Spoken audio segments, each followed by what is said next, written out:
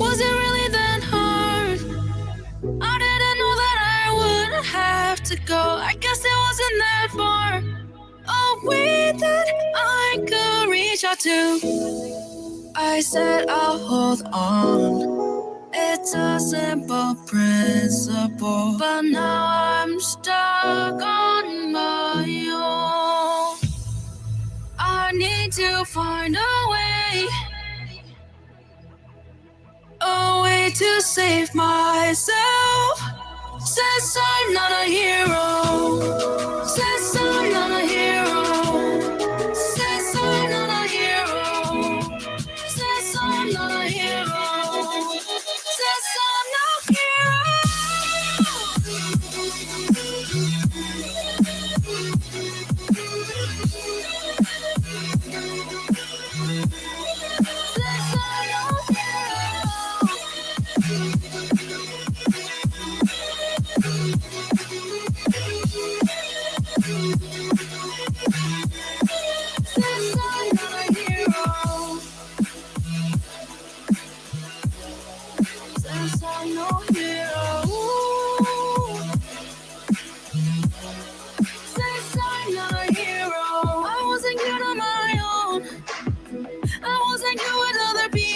people. I'm always trying to break free, but life's always trying to stop me. I said I'll hold on. It's a simple principle, but now I'm stuck on my own. I need to find a way to save myself. Since I'm not a hero, since I'm not a hero, since I'm not a hero, since I'm not a hero, since I'm not a hero.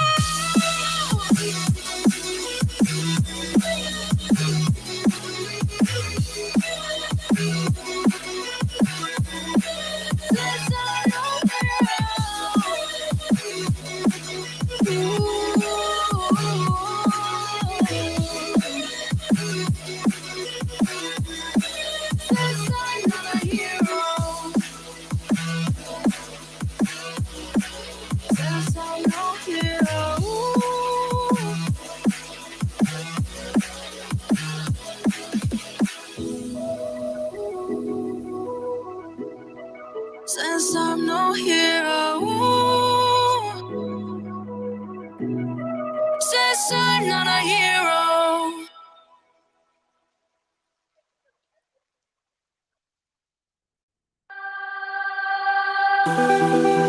Make me that smile.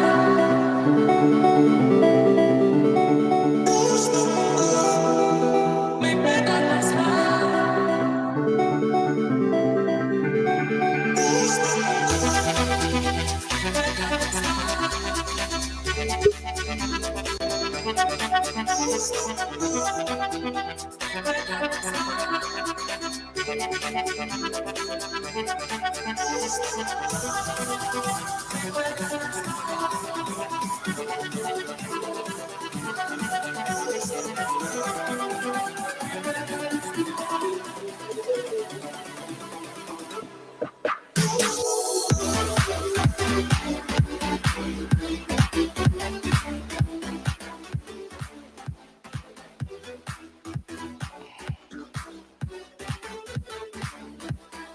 James, you alive? Trying to be. It's a struggle. How's your breathing? Can you breathe? I mean, is it the asthma? Is it the being fat? I don't know. Yeah, there's that. There's so many things. If you start playing, is that the goat from? Is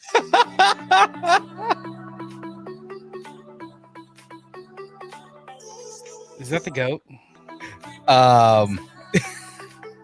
I'm not going to use it a lot. There's an inside joke involved in that. What I did do though was fix this. Now you can hear it. There you go. All right. And this. You know what else I fixed? Something that you've complained. One of the sound bites that we've had for a long time that you've complained about the ending of. Oh yeah! Oh, I didn't complain about that. Somebody else did. That was, you know who it was? It was Double A that complained about it. Oh yeah! No more. I complained about the starting rumors. Right. You know what? I didn't fix that because I forgot about it. Sorry. Because you listen to everybody else. I'm just being honest. I know how it goes. I'll put that on my list of things I need to fix.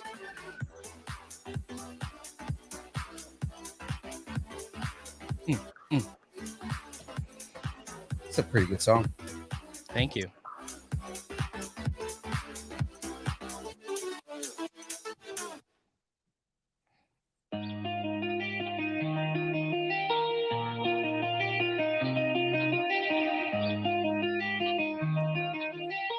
We got prizes to give away, dude. We do? Sweet. Hey. How do I win? How do I win? I'm so excited. How do I win? Well, you can't enter anymore. Okay. I've already cut it off. That's rude.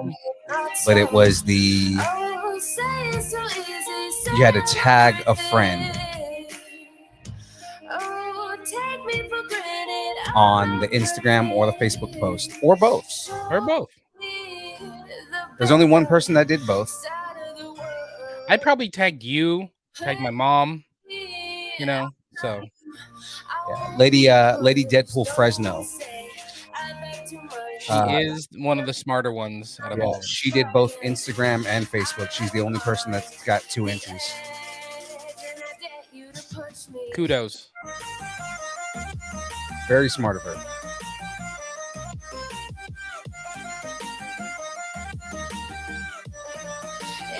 Are we ready? I think we are, man. Should probably start getting ready for this. Let's do this.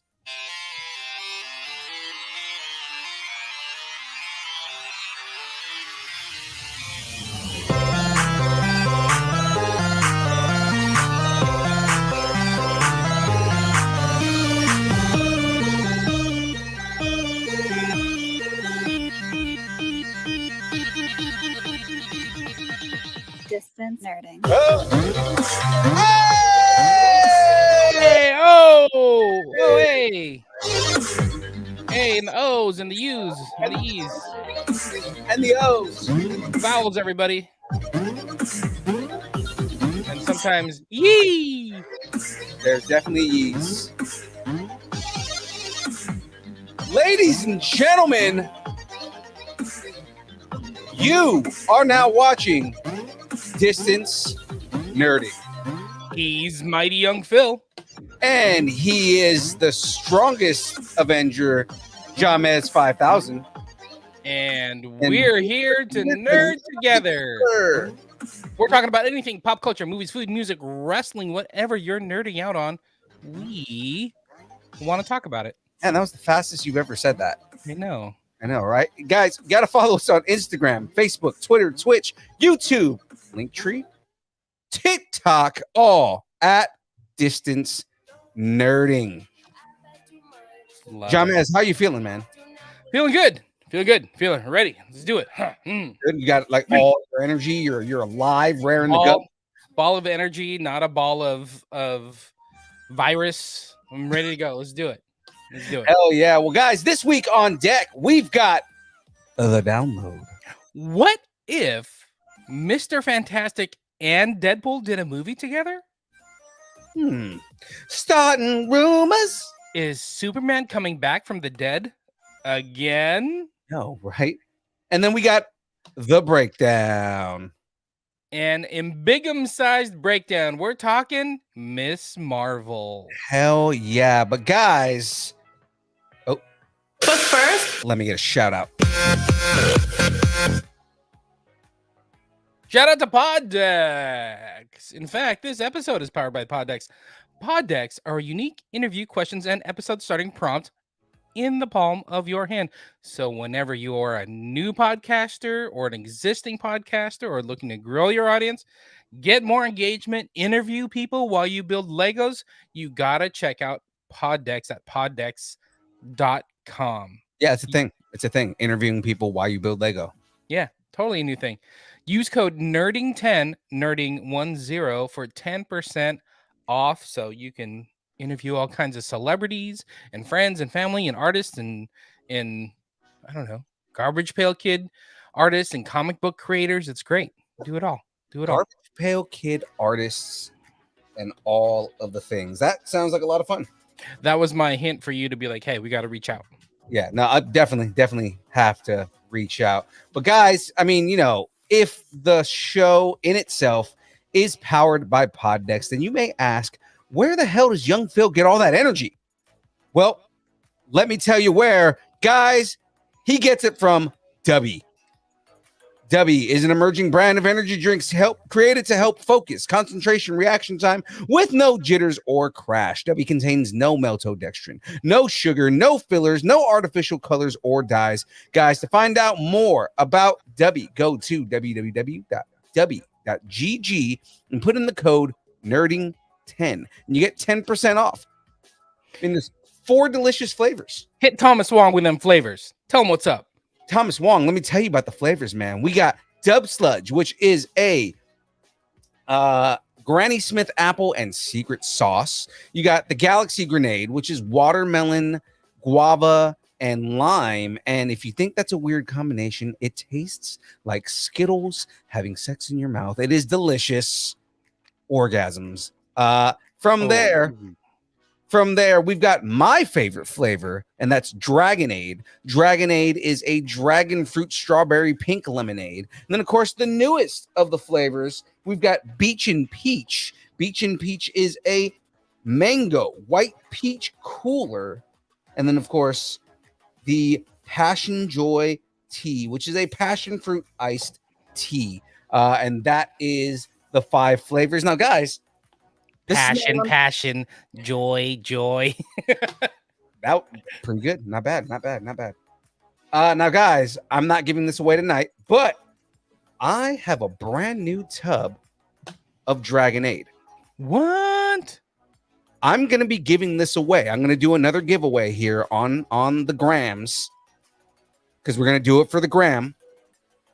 And I'm going to be giving away this brand new tub of Dragonade. This happens to be my favorite flavor of all the flavors that are here. So guys, be on the lookout. That tag is going to be coming up pretty soon, or that not tag, but that Post? that Reel. post will be coming up pretty soon. So make sure you be on the lookout for that. Now, tonight's combination of delicious flavors, I'm going to be doing the new flavors tonight. So I'm going to do Beach and Peach and Passion Joy tea as a mix up here. Joy. Passion, joy, passion, joy, passion, joy, passion, joy, passion, joy. Is that Ren and Stimpy? I didn't even remember the reference. Don't forget. Joy. Nerding10 at w.gg.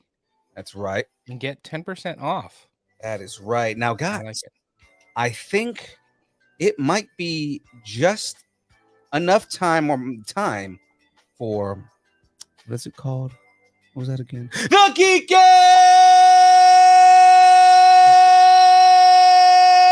Update. Oh, look at you at the end. California Republic Comic Con, Placerville, California, September 25th. It's like 2 months away. 2 months away. I'm doing math in my head. Took all the brain power. Don't Oh let my gosh. people do math. It is terrible. It's not good. It's gonna.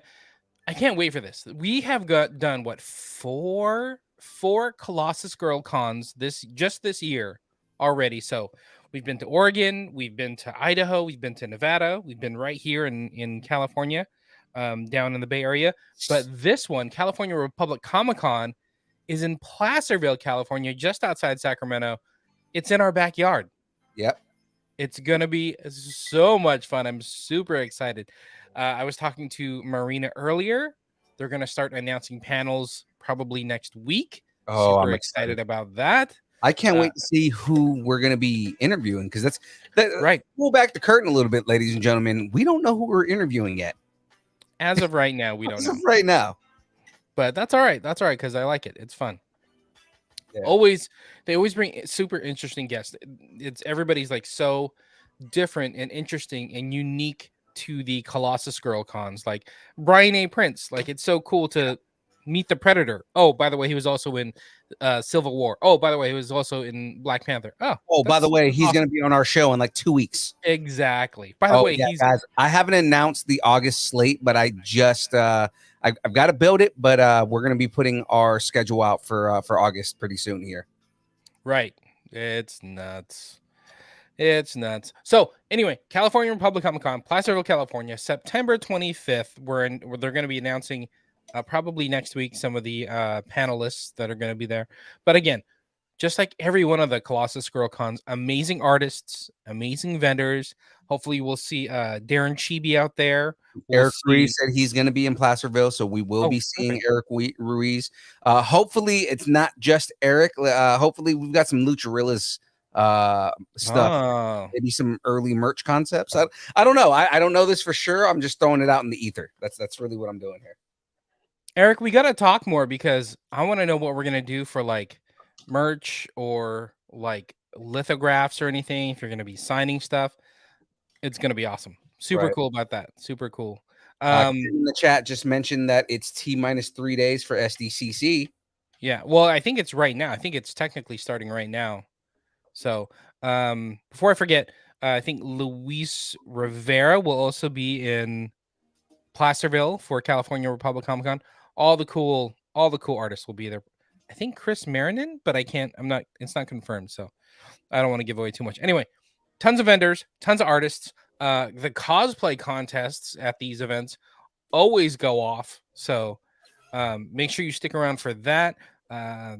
Super cool that Colossus Girl gives away like cash prizes and ticket prizes, so you can even get like a forever pass to the events. I think that's so cool that you can. By the way, here's a ticket. You can come to this event forever. It's so cool. Yeah. No, what Cam was saying is it's 3 days for the Gem State summer cosplay contest. Oh, 3 days until the Gem State one. Oh, okay, got it. Yeah. Got it. And we'll have a booth. So probably Tyler will be hanging out at the Distance Nerding booth in Placerville, giving away stickers, giving away Distance Nerding stickers. If you want to pick up a hat, pick up a shirt, talk to Tyler. He'll be right there at our booth while we're running some panels. So much fun. September 25th, Placerville, California, California Republic, comiccon.com.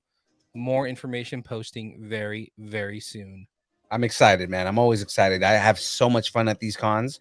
Hopefully in Placerville, I'll be able to, number one, hopefully I'll have my new addition to Unipool. But if I don't, I mean, hopefully I still get a chance to do Unipool this time.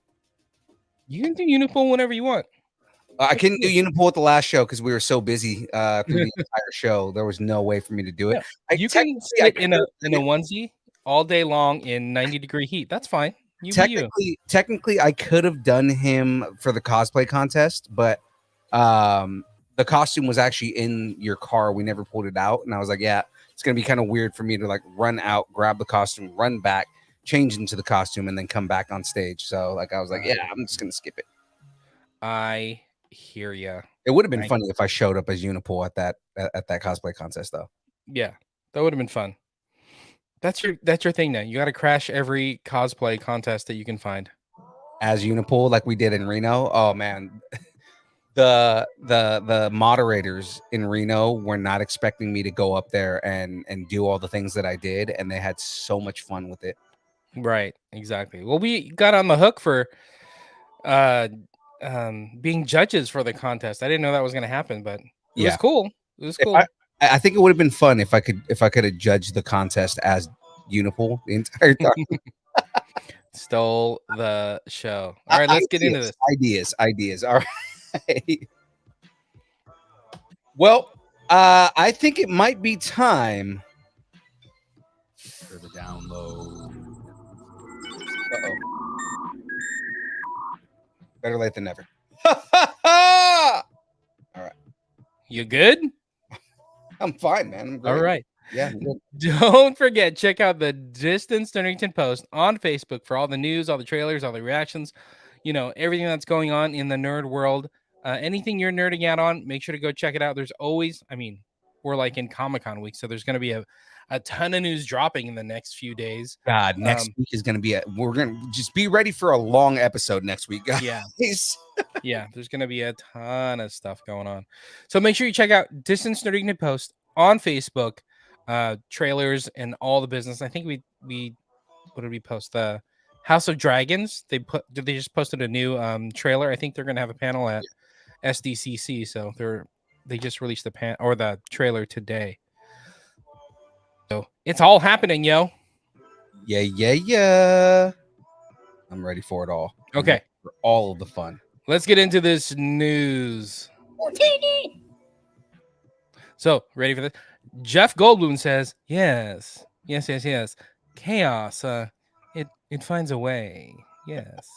What's funny is the bracket that not the bracket, but the banner that I put up on screen is Zeus finds a way. Yes. That was my Jeff Goldblum. Anyway, Jeff Goldblum is set to take on the role of a vengeful Zeus in a Netflix Greek mythology dark comedy series called Chaos. Kind of interesting. Like, all right, we just got Zeus in the MCU, so let's spin it and see what Netflix can do. So I guess Hugh Grant was originally supposed to play Zeus, but he dropped out over scheduling, and then they got Jeff Goldblum. I kind of think that's an upgrade. That's gonna be interesting, man, because Hugh Grant and Jeff Goldblum are completely different actors. So like they're like complete opposite spectrums of each other as far as like the way that they go about roles.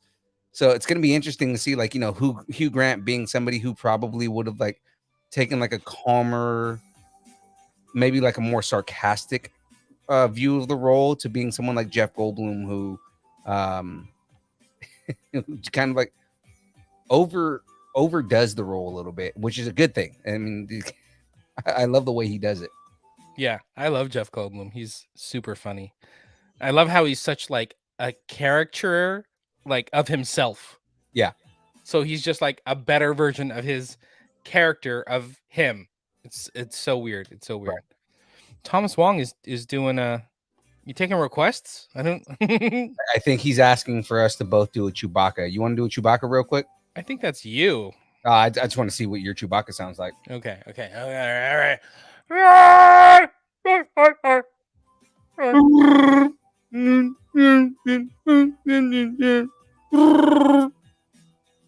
There you go. I don't know why that came up, but it happened. Yeah. Hey, we'll do anything to buy your affection. Those were both pretty terrible. Yeah.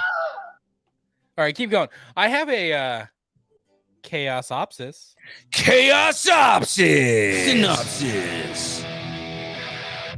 I love how you do the synopsis at the end. So it's a Chaosopsis synopsis.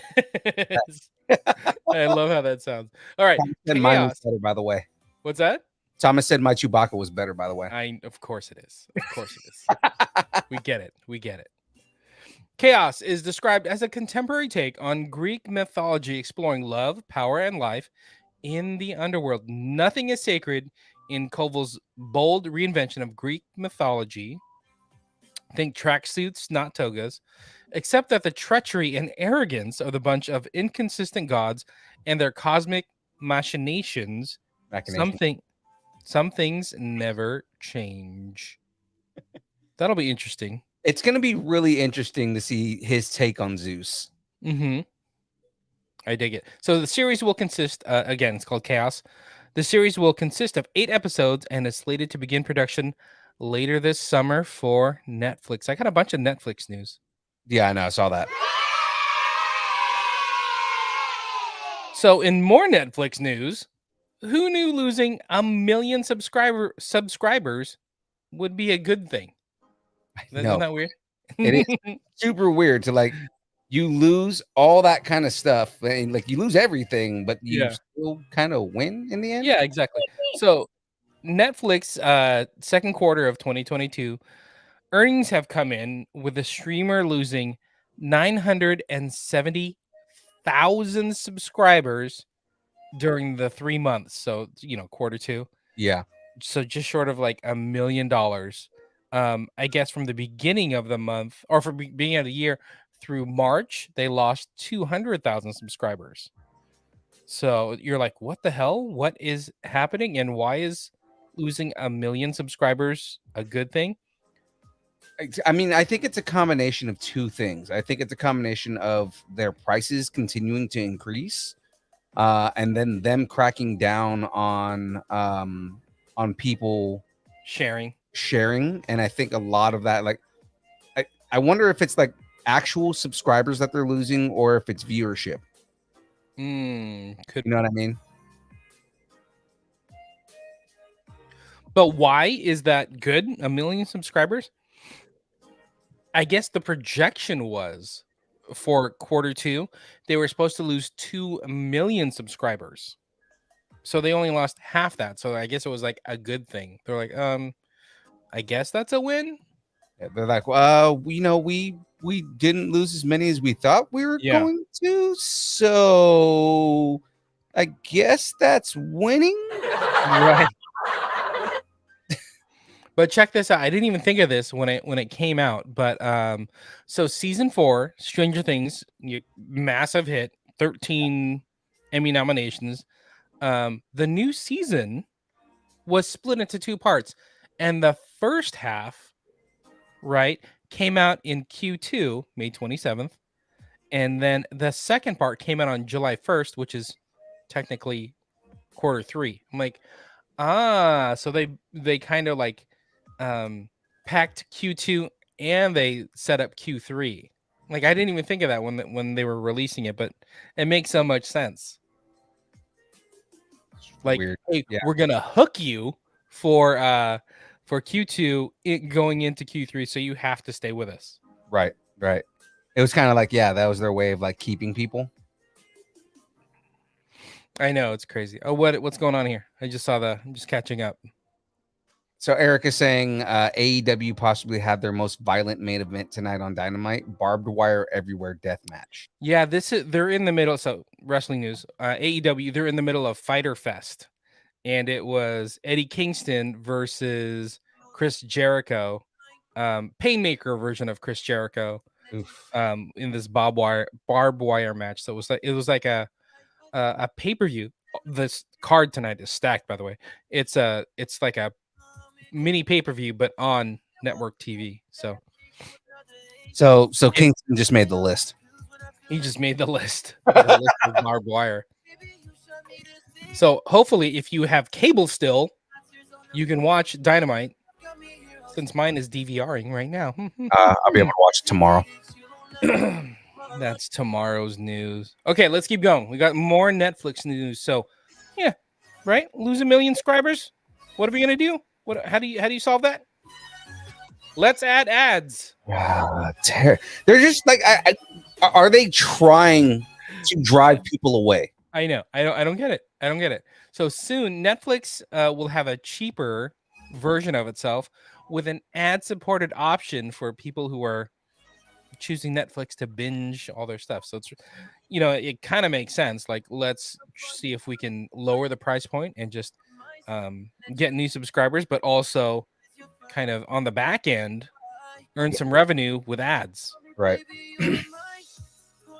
So in the latest note to shareholders, the company announced it's in hopes to ready the launch of an ad-supported platform for early 2023. They didn't announce prices or anything yet, but I think I pay $15 a month. Some people are paying what, 20? Yeah, I dropped down to the $15 a month one. Right. It was like the HD or something like that. Yeah, What was the I don't price? have high def anymore just because it's too expensive. Right. Honestly, it's all right. It's fine. Yeah. You're happy. So they, what do they say? They're gonna test this out in Latin America. Of course they are. Right. You know, there's a lot of ads. You know, people need ads for their what's something Latinos eat? Takis? The Takis? Yuca con chicharrón. There you go. I'm down with some chicharrón. So the streamer unveiled last week it will partner with Microsoft for the ad platform. I was gonna comment on that. I was gonna say it's probably all gonna be Fanta ads, anyways. Fanta ads, yeah. That's all they drink down there is Fanta. I love me some Fanta. I can't blame them. By the way, our man Jester G Man just chimed in and said, "Good evening, gentlemen." What up, G? What's up, Gar? Gar, honestly, right now, I appreciate you watching. Leave us on, but go in the other room and watch AEW.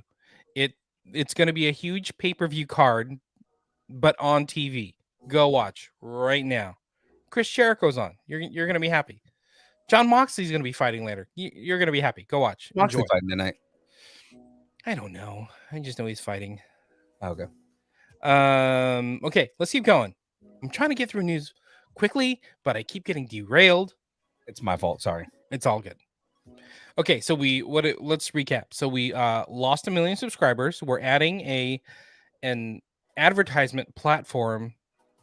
Now what are we gonna do? Let's say everything is awesome and buy an animation studio. Right. Netflix Everything is all over the place. Everything Netflix is is cool so when you're all over part the of place. Netflix. Everything is awesome. Everything's cool when you're part of Netflix. Netflix announced that they've acquired an Australian animation studio, Animal Logic. So we've been making Lego jokes, but they're the animation studio that made Happy Feet, which I think there's like 4 of those, Legends of the Guardians, and then the Lego movies. So that's the big one, is that they make the Lego movies. And those movies are awesome. Everything that they do is awesome. Exactly. So I guess they're based in Sydney, Australia, and they've been producing effects and animation for like over 3 decades. I had no idea that the Lego movies were made in Australia. They're not even American. No, they're not even American. They have a second studio in Vancouver, but that's still not America. I mean, Lego's not even American. It's Nordic. Now you're gonna tell me Legos aren't American? Yeah, they're not. Well, you're gonna tell me they're fucking Swedish or something? They're from Norway. What? That is true. So crazy. So why did they buy an animation studio? Obviously, Netflix is a big player in the game when it comes to streaming, right? The other big player, Disney. Right. And that's literally their backbone has been animation. So they're really going to compete with like Disney and DreamWorks. Like DreamWorks makes, I'm trying to think some of the stuff that they make, like all the Shrek movies. Shrek, Life of Pets, like all that kind of stuff. Illumination. So they're expanding. They're gonna have an animation studio. So that's kind of cool. Yeah. I'm trying to think some of the that they some of the movies that they released. Oh, that's right. Netflix came out with Claws earlier. The Mitchells versus the Machines. And now, here's the thing: Mitchells versus the Machines was a movie they purchased, though, so that wasn't a movie that they did in house. But it got nominated for an Academy Award. Right. So all that is just rack up another Academy Award nomination for Netflix. So whether they buy it or they got to produce it themselves, That's what they want. They want quality content that they can sell to people and be like, yeah, look, we got, nominated for an Academy Award. Exactly. That's what they're looking for. So, and I guess the new one, I haven't watched it yet. The Sea Beast I is haven't seen doing it. really well too. I've heard a lot of good things about it, but I haven't seen it yet. Yeah, I don't even know what it's about. Chris Neal said Legos aren't American. That's horrible. Who said that? Chris Christine. Neal. He goes, also, what's up, players? What up? Is he Yeah. Chris, are you watching AEW as well? Oh my goodness. So much wrestling happening right now. And then Thomas Wong shouting out Minions. I love Minions. It was good. So what do you think? Is this a good move for Netflix? I mean, lost 1 million subscribers. They're adding an ad platform. They go out and buy an animation studio. Are they desperate, or is this all strategic? It's strategic for them. Like it's always going to be, that's the smart move for them, right? Because the whole thing is, and if you can get a good animation studio and a good special effects studio, you're good. And I mean, they have good special effects. All it's going to do is add to what they're doing already as it is. That's true.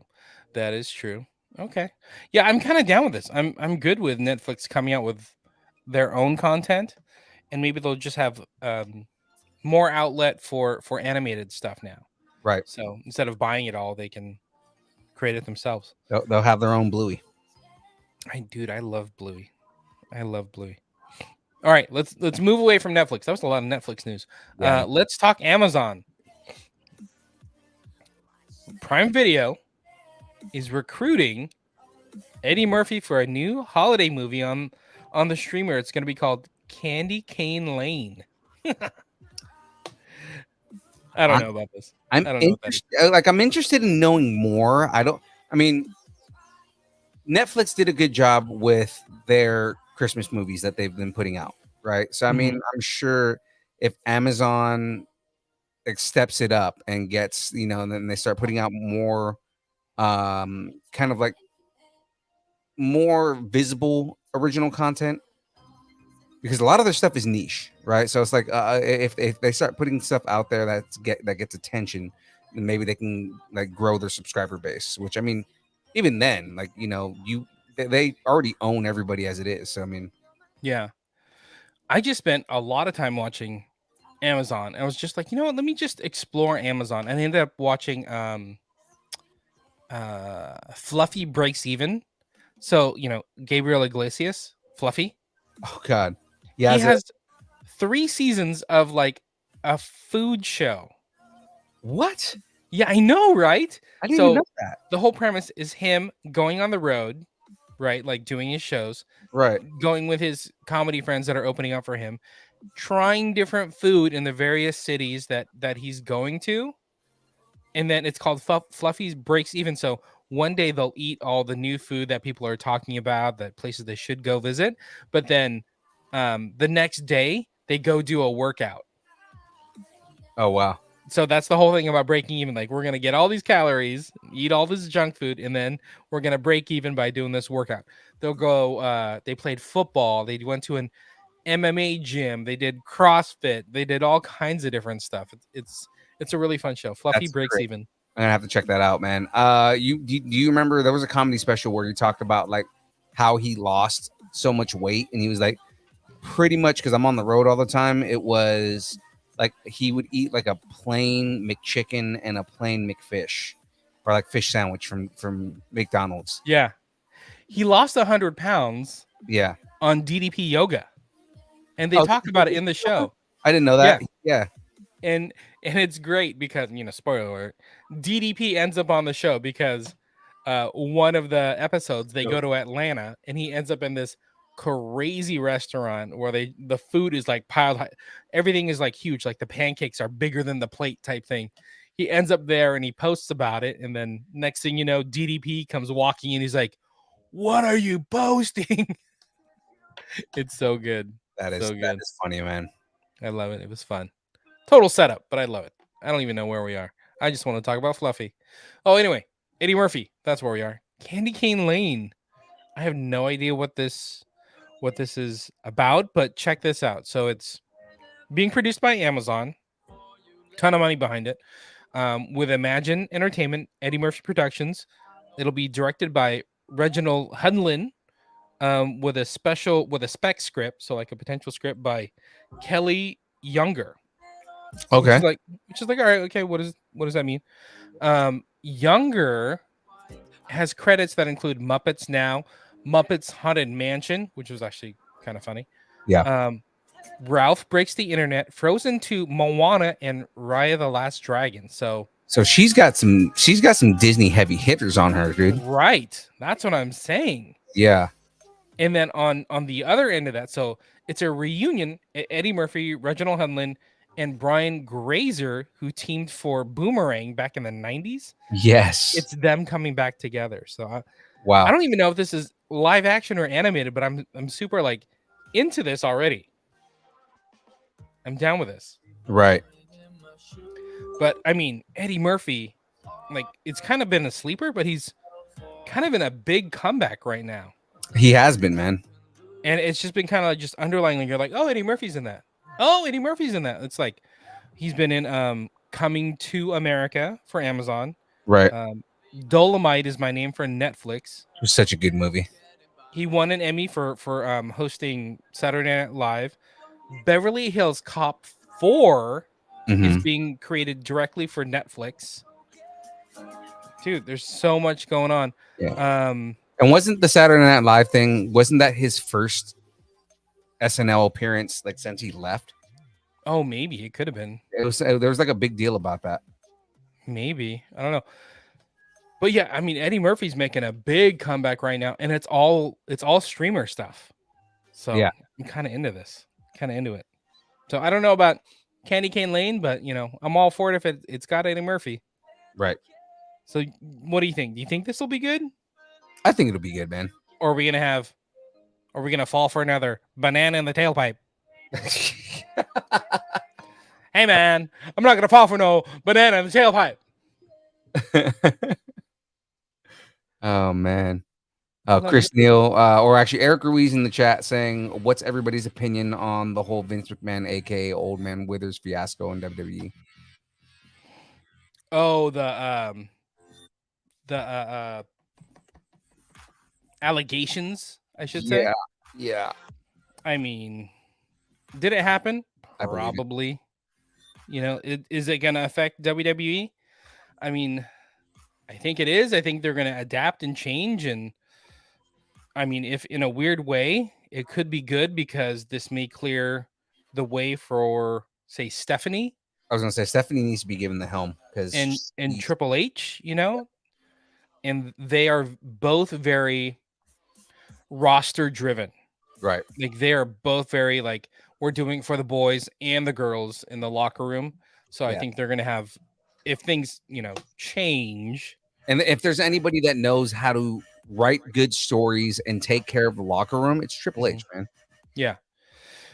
And by the way, this is also on the heel or on the heels of them going from PG to what, TV 14 or something like that. Yeah, they just decided to start getting out of the PG era, so it's gonna be interesting to see where they go with that. Yeah, I think technically like next Raw will be TV 14, but I think they're waiting till after SummerSlam, if I heard that rumor correctly, that things are changing. So what's Chris saying? Chris said Reginald Hudlin has made a lot of solid films for a long time. Now he also weighed in on the Vince thing. He says, I think Jericho said it best when he said Vince did nothing wrong business-wise. Vince was definitely morally wrong, though. That's probably true. And then Jester G-Man says WWE back to TV 14. McMahon not shocked, really. It'll be interesting. I wonder if this is going to affect Naomi and Sasha somehow. I don't know, man. Honestly, if Vince has to, we're so like deep in wrestling out of nowhere. If Vince has to step down, I think that's a clear path for Sasha and Naomi to come back in some way. Or for them to get their exit, because I know Sasha's been trying to get an exit. I mean, But I mean, like, if the whole reason for them leaving has more to do with, again, their treatment, also with, I mean, there's been rumors for a while, and it's been kind of coming out a lot more lately about Vince still trying to sell sex. And like, I mean, Ember Moon left, and she was like, yeah, I mean, they wanted me to dress a certain way, and I didn't want to do that, and there's been a lot of people, a lot of female wrestlers who have left and said that WWE wanted them to sell their bodies, and they didn't want to do any of that. And when Stephanie started stepping away, you started noticing that the women's wrestling division started floundering hard. And like, the storylines have not been as good. The matches have been decent, but it's like, they haven't been garnering anything. And I think a lot of that has to do with just the level of respect that it gets from the writing staff and from the management. And I think I'm pretty sure Sasha and Naomi were feeling that. Plus, on top of that, there might be, I mean, there's a touch of racism going on with their situation. I think with Vince stepping down, especially if Stephanie comes back, I think that is a reason for them to stay and kind of come back and do their thing. Or if it is something stemming to there being more, then I think that's their, kind of like, okay, well, we want to get out of here. Right. That makes sense. Yeah, I'm excited. Can anybody find their phone? Am I missing my phone? I'm missing my phone. She left her phone in the office. I do that all the time too. Yeah, when it comes to the female wrestling thing, I want to see them back. But honestly, it's weird with the WWE women's roster. Like, they have never been like at full force. Like, when was the last time we had Charlotte and Becky and Sasha and Bailey like all there at the same time, and then a bunch of up and coming people after that? We haven't had that yet, and like, you haven't had the horsewomen, and I mean, you really haven't had the horsewomen doing their thing, and then on top of that, I mean, there's nobody putting this new talent over, and it's like, there's good ideas that happen, but then they die within a week. Like, you started a stable with Edge, and it was like, oh my God, they're bringing stables back. Whole thing just disappeared. You know what I mean? Yeah. Like, it's just, they kind of got a stable, kind of, but I mean, there's, like, again, there's not really any respect being treated to it. And they're not really building around stables, aside from the bloodline, which, again, there's not very much happening with the bloodline to begin with. It's just kind of like, they're not writing the stories where it's driving these groups. It's not like, again, I always bring back these groups. It's not like Nation of Domination, where they, like, week in, week out, they were dominating the scene, and then you have D-Generation X, and then you had, like, just all the different stables that you had in the 90s, and the way that they were treated. You don't have that same treatment with the two current stables that we have right now. There's only two. I so don't understand why. It feels like stables create so many options. Right. I don't understand why they do it. Like, they do it in AEW and they work perfectly. Somebody gets hurt or somebody leaves or something, they fill it in so easily, and they just mix and match and move things along. Right. Like, I mean, you don't have to write contingencies and then do like fill-ins, right? Like, a lot of times you get these matches where it's like, oh, someone got hurt last night, so we're doing this last minute pick, and the pick that they do doesn't make any sense, and it just ruins the match for the people who are watching. If you have a stable that this person is a part of, it's like, okay, such and such got hurt, so here's my second in command, and they're going to take my place. Like, and that's exactly what AEW does. Like, Bryan Danielson. I keep forgetting if that's Bryan Danielson. Yeah. I can't remember which one's Bryan Danielson is his real name. There you go. Bryan Danielson. He gets hurt, but they've already groomed, the Blackpool Combat Club. They've already groomed Wheeler Yuta to step up and be like a player, and it was flawless. It was just like, okay, we got Wheeler Yuta in. and Daniel Bryan, you're out. You know, it was so easy to make that happen. Right. And before we move on, because we are like super tangenting on wrestling, which is fine because we're nerding out on it right now. But I'm going to go through all these comments because there's a lot of comments on everybody weighing in on this. So Just G Man says Sasha and Naomi are gone for now, but I believe they will be back one day. Eric Ruiz says, I believe Vince leaving completely is the way for WWE to have better quality TV, which I 100% agree with. I think Vince needs to step away. Eric also says he's way too old to run things. Chris Neal says that he agrees with what I was saying earlier about Sasha and Naomi. Jester G-Man back in here. He says, I'm right. If Stephanie becomes more involved, women's wrestling will get better again, almost like 2015, 2016. Right. And that's what I was saying is that it floundered off when Stephanie started stepping away. And now there's no respect for the women's division at all. And it's like, we need that back. We need that. Like when we were getting full on events for women, you know what I mean? Like where they were doing, you know, just the writing was good and the characters were good. Okay, let me play the heel. Let me play the heel for a little bit. I love playing the heel when it comes to wrestling conversations, right? So I totally agree with what you're saying. I'm gonna flip it though. I'm gonna flip it. Like, who was it? Jester G was saying that the roster's depleted and whatnot. If we're just talking about women, this is the chance for people to step up. And if you're not stepping up right now, you're completely missing out and you may never be able to step up. Where are you, Rhea Ripley? You know, like, step up. Natty, finally find your character and push. Where are you? We're about to lose Ronda Rousey again. Like, there's going to be spots to open up. Becky is playing a brand new heel just so Bianca can have the spotlight. Bianca, get over. You know, you have to find a way to get over with the fans and make your character more than just a baby face that doesn't want to take no for an answer. You know, like, you have to have a bigger character than you are right now. Like, again, a lot of it is also writing. Like, sometimes you're limited by what the writers give you. Yes, but like, you have to elevate what material you have. And again, you know, to agree with you to an extent that a good actor can take shit material and make it good, right?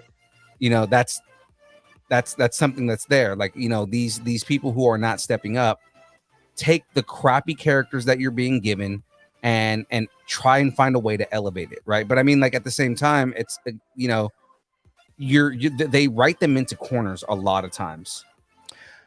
I will say, totally agree, but you have to find a way. You have to find a way to get over.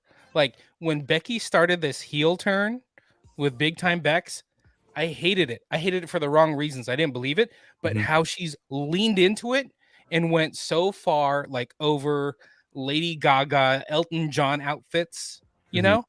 I love this new Big Time Bex. She's so neurotic, and she's crazy in her head, and she's changed her character, and she's gotten so over. As soon as she wants to be a face again, or as soon as we're supposed to cheer for her, I'm gonna be right there because I am totally behind her character. She reminds me of the way a Jericho can flip a switch and become a brand new character. And Becky broke the she broke the writing team, because the whole thing was the writing team had no faith in Becky Lynch at all.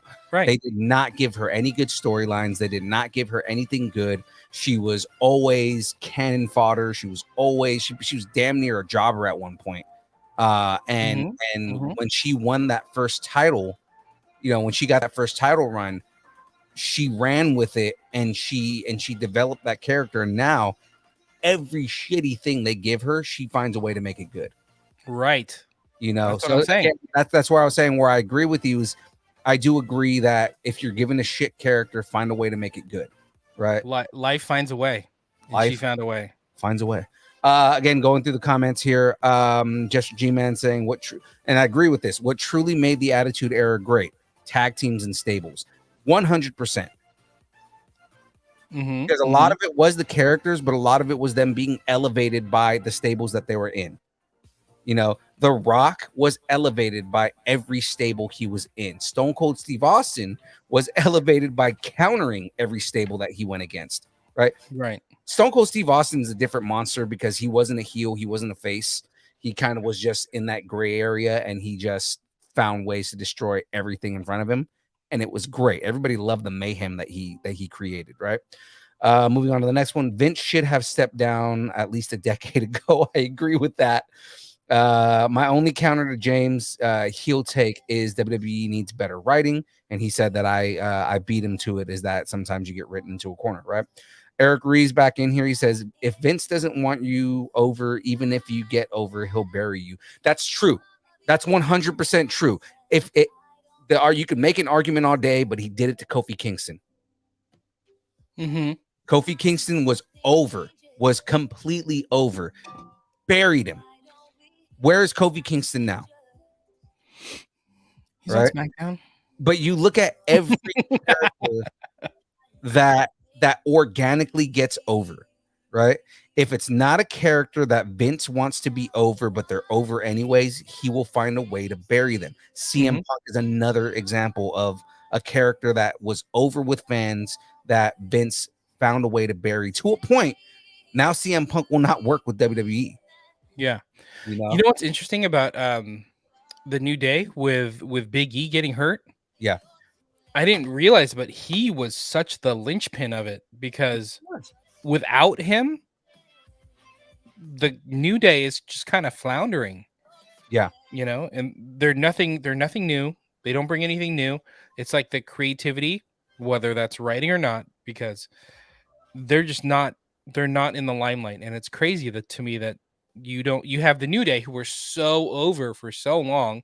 They hosted WrestleMania. Yeah. A lot of it is really, it's not even there.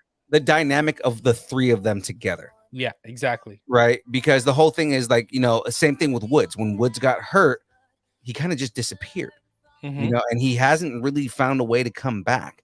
And it's like the New Day works because it's three friends that found ways to have fun together, and they didn't care what anyone else did around them. And they like again, that was another one that Vince was just kind of like, okay, this is a stupid idea. I'm going to put these guys together, and they're just going to fade around in the background. And they became one of the most beloved groups. Even when they were heel, people loved them, and the whole thing is like, again, how do you destroy something like the New Day?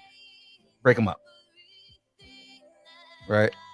And again, I've argued this many times that breaking up the New Day, even if you're trying to give somebody a solo run, breaking up the New Day was the dumbest thing you could have done. Again, you can give Big E a title run and still have him be a part of the New Day. Right. Because Kofi Kingston got a title run and was still a part of the New Day. Like, I don't understand why it's not the New Day versus the Street Profits versus the Bloodline, like nonstop. Yeah, and again, they're trying to break up. It's very evident that they're trying to break up the Street Profits, and it's like I love Montez Ford, and I think he would be a great solo wrestler, but their tag team dynamic is amazing to watch. Right, Montez might be the one that's more showboaty, and he might be the one that everybody likes to watch. But when you look at the two of them together, it's their tag team dynamic that makes them interesting. Montez by himself is going to become another Big E. He's going to probably be big for a little bit, and then he's just going to fade. And it's but because I don't agree with you. No, and it's because the way they write the characters, it's going to be, they're going to make him this giant thing. But the thing is that, again, there's no respect for tag teams. There's no respect for stables, and it's kind of like these guys have been together forever. They have built this brand between the two of them. Right. And it's like, you're going to repackage Montez Ford to be a completely different character at that point. He's not going to be the same character, and you lose what's endearing about Montez Ford. I could see them taking I'm kind of on the opposite end of that. They could take Montez Ford, do exactly that same type of character as a singles competitor, and I think he would get over. I mean, he's pretty much the voice of the Street Profits anyway. Like he could get over. I just think maybe as a singles performer, he could be like the next Shawn Michaels. Like he has all the characteristics, all the in-ring talent. He could sell, he can high fly, he has all the mic skills. Shawn Michaels did his best work with D-Generation X. But he wrestled pretty much as a singles wrestler. He did, but he still had a stable behind him to elevate him. Sure, but when you think of just HBK, what I'm saying is, hold on, let me talk. When you think of HBK headlining WrestleMania and all that, you think of HBK. You don't think of D-Generation X. You think of HBK coming out to his music and whatnot. I think Montez Ford could get there. I totally believe that. But again, the way that they're trying to market it is, and the way that they're doing the buildup is, it's going to be a permanent breakup between Angelo Dawkins and Montez Ford.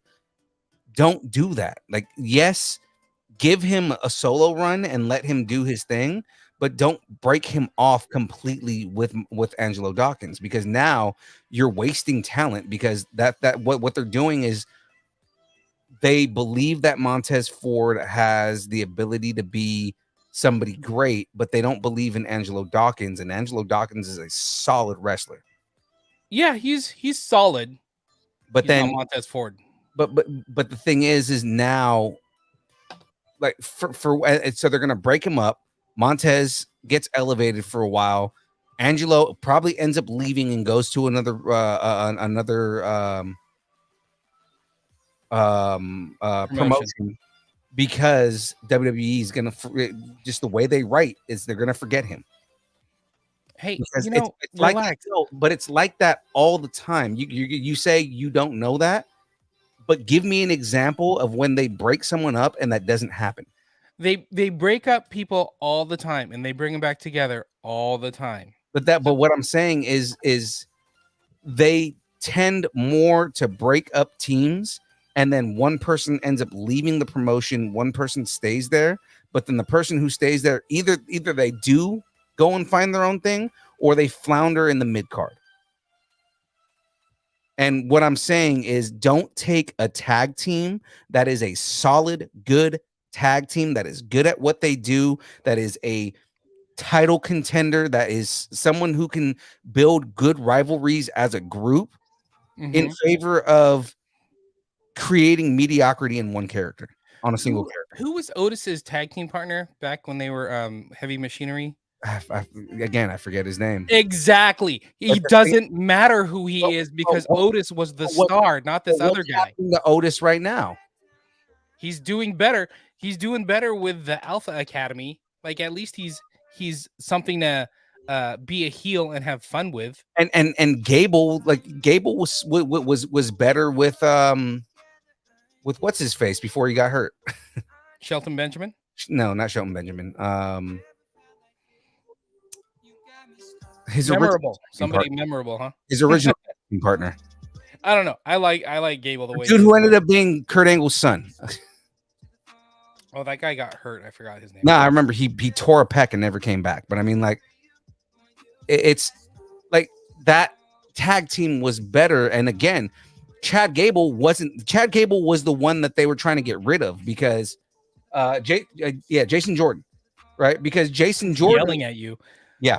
Garland is yelling at you. But that's the thing, is Jason Jordan was the one that they tried to elevate, and they tried to make the singles competitor. He got hurt and left. Chad Gable disappeared for the longest time. He had a couple of good characters that they never really developed. And then and then they're doing Alpha Academy, and again, they're taking two characters that, like Otis and Chad Gable, who are kind of just there. They're not really like doing anything remarkable. But Heavy Machinery as a group was a good group. It was an okay group. But the thing is they were getting over. They because broke. of Otis. But they broke them up mid over. Like they were already over when they broke them up. I still can't remember that guy's name. I'm not remembering his name right now either. The thing is that as Heavy Machinery, Oh my Otis goodness. had more visibility when he was with Heavy Machinery. Mm-hmm. Because Honestly, that was a good gimmick. They stopped that gimmick in favor of trying to make Otis the one that was over. And now, where's Otis at now? Otis is barely doing anything now. They but should have at least he's with Alpha Academy. but they Honestly, I'll should've be kept Heavy Machinery. That would as have been a much better tag team. as much as you think Heavy Machinery was a great tag team. I don't care about Heavy Machinery. I don't remember that guy's name. I'm not even trying to look it up. But I liked Tucker. Otis. Yeah, Tucker. Because he was different. But Tucker was also the mouthpiece. Yeah, I don't care. I don't care about him. I don't know where he is now. I don't know what he's an doing. AW. I don't care about him. But as far as Gable goes, dude, the whole Alpha Academy thing, so fresh, so unique, so fun. It took him a while to get there, but he's on Snickers commercials, dude. Come on, that's a great gimmick, and it's a great heel for everybody. But it's WWE forcing it, and it's not an organic over. I think it's so over. The whole thing is, again, WWE takes groups at their height and breaks them up. I'm over the Heavy Machinery. No, I'm over it. I'm talking about Heavy Machinery at this point. They do it with every tag team that they have right now. The only tag teams they haven't broken up is the Usos, because that would just be stupid. It'd be the dumbest thing they could do is to break up the Usos, which they tried to do already, but you couldn't really do it. You couldn't fully break up the Usos, right? And then technically the New Day, but I mean the New Day is not what it was. They don't respect the groups that are there, and when they are the most over is when they break them up, because they're like, well, we don't like tag teams, so we want to make the person who is over, who we think is over in the group, we want to make them a singles competitor, because fuck tag teams. Could be, but I mean, but that's what it feels like. And they got the Usos. Chat agrees with that. I mean, pretty much Jester G-Man has agreed with that. Eric Ruiz has agreed with that. I'm sure Chris Neal agreed with that when earlier in the chat. Everybody's agreeing with WWE is not handling stables or tag teams in a way that shows respect for what they do. I would say they haven't put together good enough tag teams to last. No, honestly, hold on, dude. Let me talk. Jesus, you're way too on the mic. But this Heavy Machinery versus Alpha Academy, I much prefer Alpha Academy than I do Heavy Machinery. Heavy Machinery felt so one-dimensional, and maybe that's because that's what they were coming out of NXT with or whatever. But I was not a fan of Heavy Machinery. I much prefer Alpha Academy and what they were doing. So much better. I do like Street Profits, but I think they're going to get a little one-dimensional. Yeah. So they may need to spice it up. So 30 minutes later, because we've been derailed for a little while, Jester G-Man in the Setting the Stage group. I think you should put a poll out there. Do you prefer Alpha Academy, or did you like Heavy Machinery? I think the wrestling community what they think about that one. Do it. So going on from here, let's get back to the news. What if Mr. Fantastic and Deadpool did a movie? It would be amazing. It'd be the most amazing movie ever created of all time. Paramount is about to answer that question with If. The movie's called If.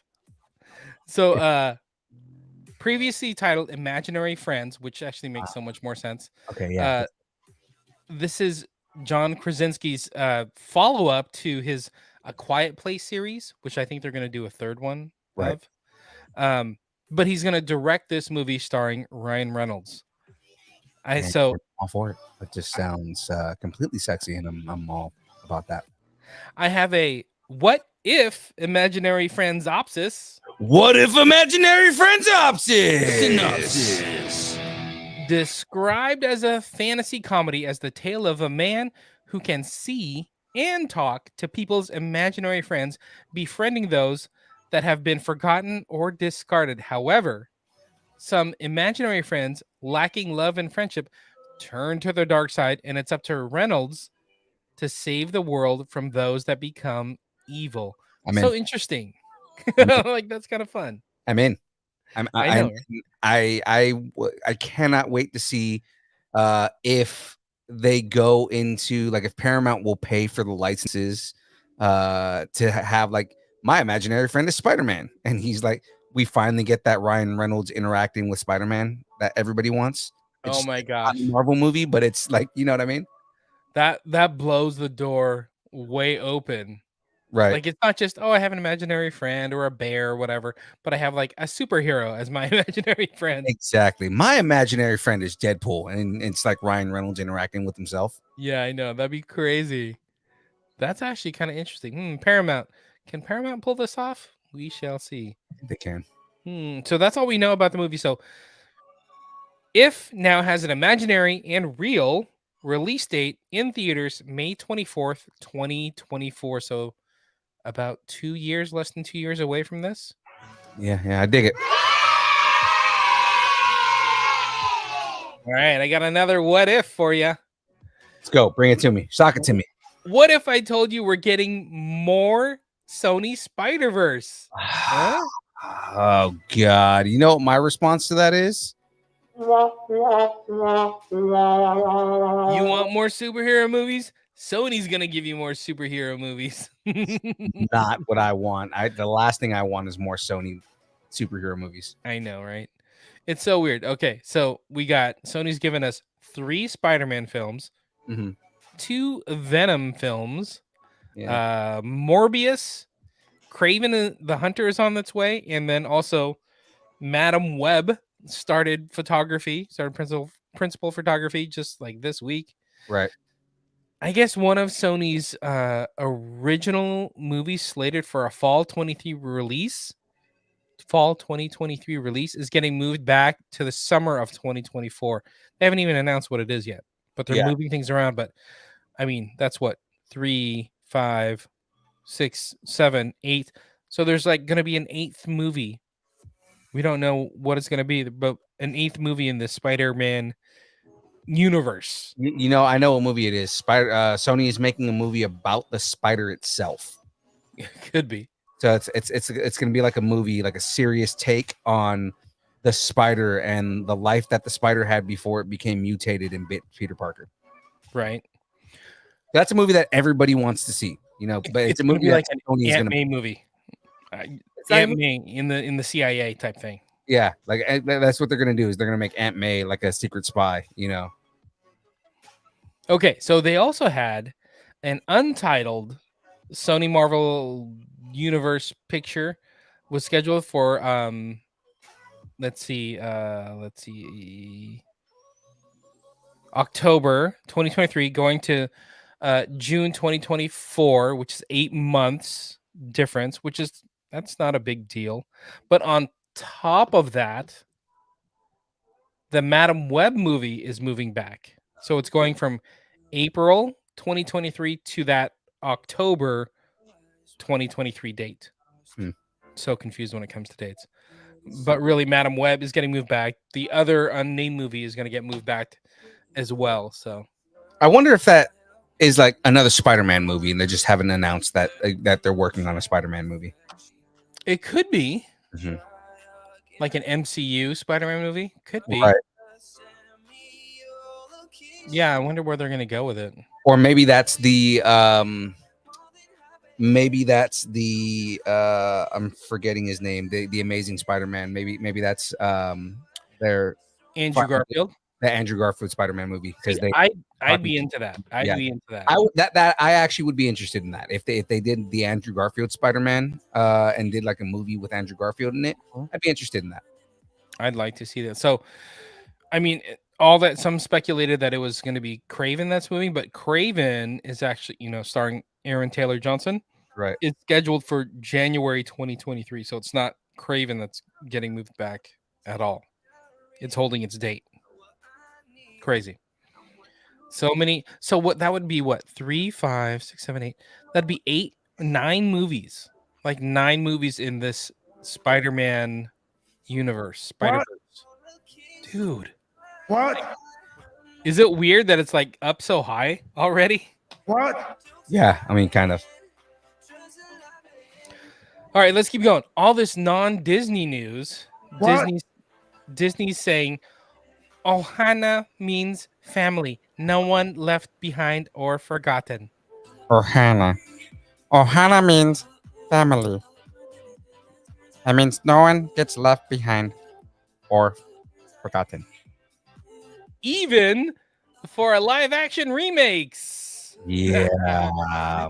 Disney has hired Dean Fleischer Camp to helm an upcoming live-action Lilo and Stitch.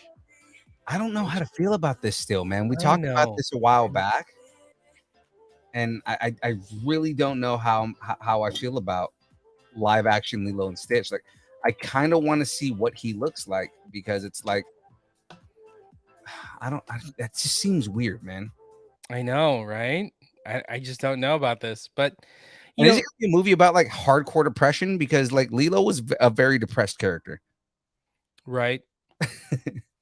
But to be honest, it's an interesting story. Like the broken family, Stitch is looking for some kind of acceptance or family.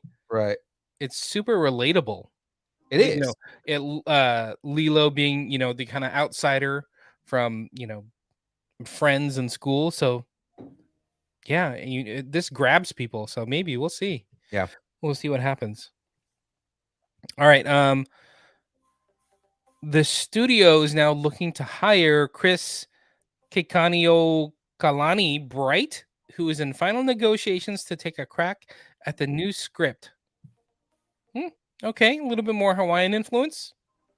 I'm into it. I would be into that.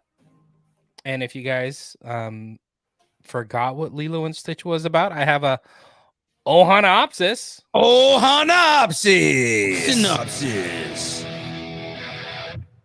Set in Hawaii and it was set in Hawaii and told the story of the bond formed between a lonely young girl named Lilo and a lovable yet dangerous alien named Stitch, who was engineered to be a force of destruction. The central theme of the film is the bond of family. We still watch this.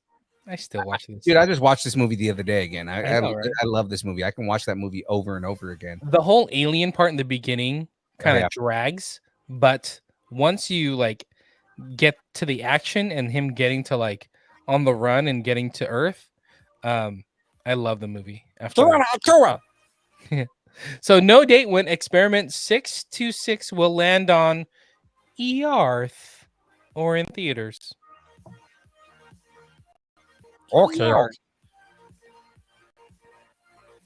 right, do you want to do this next one?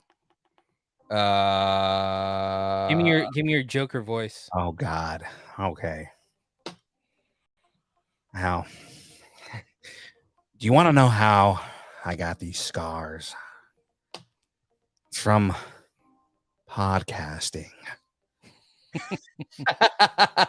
That's pretty good. It's good. It's good. I like it. It's good. Hot on the heels of character to do that. So I was like, yeah.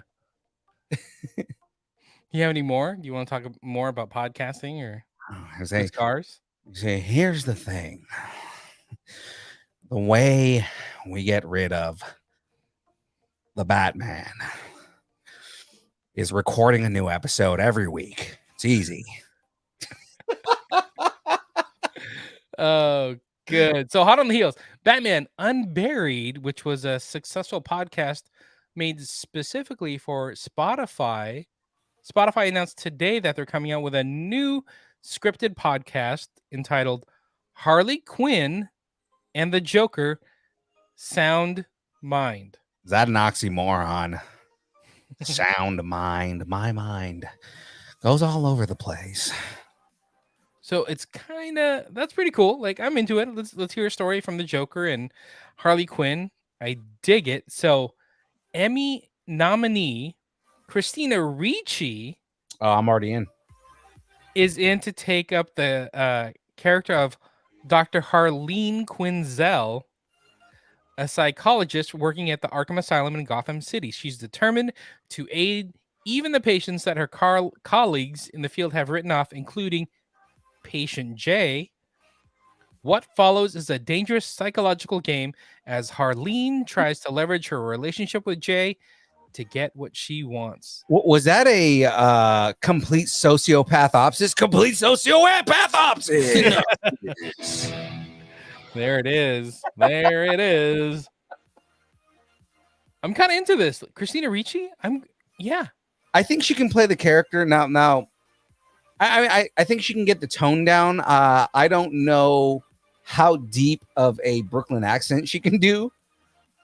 Right. I mean, it would be like I said. I think she can get the tone down fairly well. Yeah. Yeah, that'll be interesting.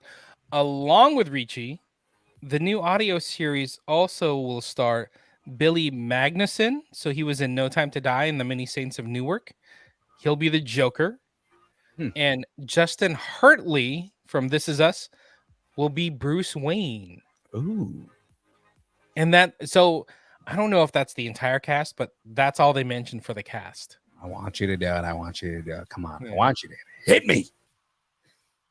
I kind of dig this. I'm kind of into this.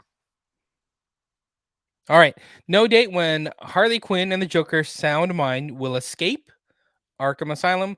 Batman Unburied is streaming now on Spotify, which I haven't listened to yet. I might have to go back and check this out now. I know. So that'll be fun. All right, got one more story. Bit of gaming news for you.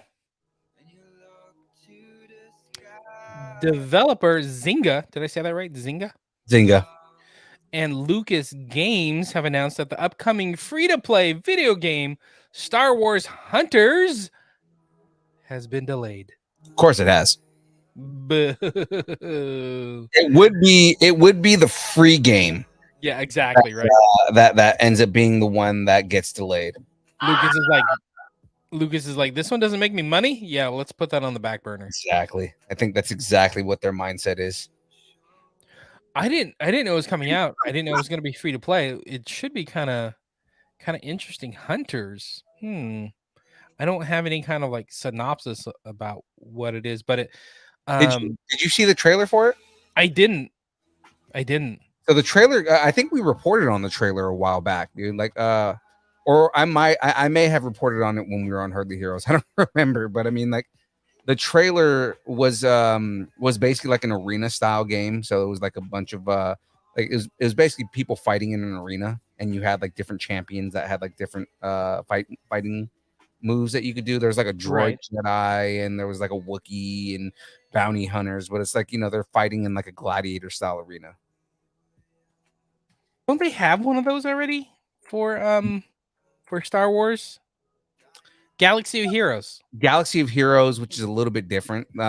This one, again, they haven't shown any gameplay of it, so I have no idea. I just know they said that it was going to be an arena fighter. Got it. But this is not the what was that one, Project 1313? Oh no, definitely not 1313. Not 13. 1313 was supposed to be like you being a bounty hunter, and it was supposed to be like open world, and you can like right. You were supposed to be able to like explore the criminal underworld. Interesting. See, that sounds pretty cool. Yeah. But this game, Hunters, it was supposed to be released this year for Nintendo Switch and iOS and Android devices. So it's going to be a light game. I'm sure they're going to have like in-app purchases, that kind of thing. And I mean, what it would be for a free game. It's Zynga, so I mean, like, there could be, as long as it's not EA. EA is all like loot box, and you have to like pay to play. Got it. Mm-hmm. I've heard of Zynga. Like, what other games does Zynga have? You remember Farmville? Yeah, Zynga was the company behind Farmville. Huh. They mostly do like casino games now, but I mean like Mob Rule and again Farmville and like a lot of those kind of games like that Mm. was like Zynga. I'm just trying to think like how we take Star Wars Hunters and apply it to something like a Farmville, but I don't think that's the right. I don't think that's what they're doing. I think that's just they're I feel like Zynga as a developer is like branching out and doing something new. Mm-hmm. I don't think it's going to be something that is close to what their previous games are. This isn't going to be Words with Friends, no. Okay. Absolutely not going to be Words with Friends. Which is also a Zynga game, by the Yeah. way. All right. So no reason why it was delayed, but apparently its developers decided it just wasn't ready for the initial soft launch. So, I mean, that's a bit of counter crunch culture, right? Yeah, and that's probably what it is they probably were just like, okay, it's not ready yet, probably needs a little more time. They're probably still working out, like they're probably still debugging and everything like that. They're probably not even ready for beta yet, and they're just like, it's just push it back by a year, and it'll give you guys more time to work on it. Yeah.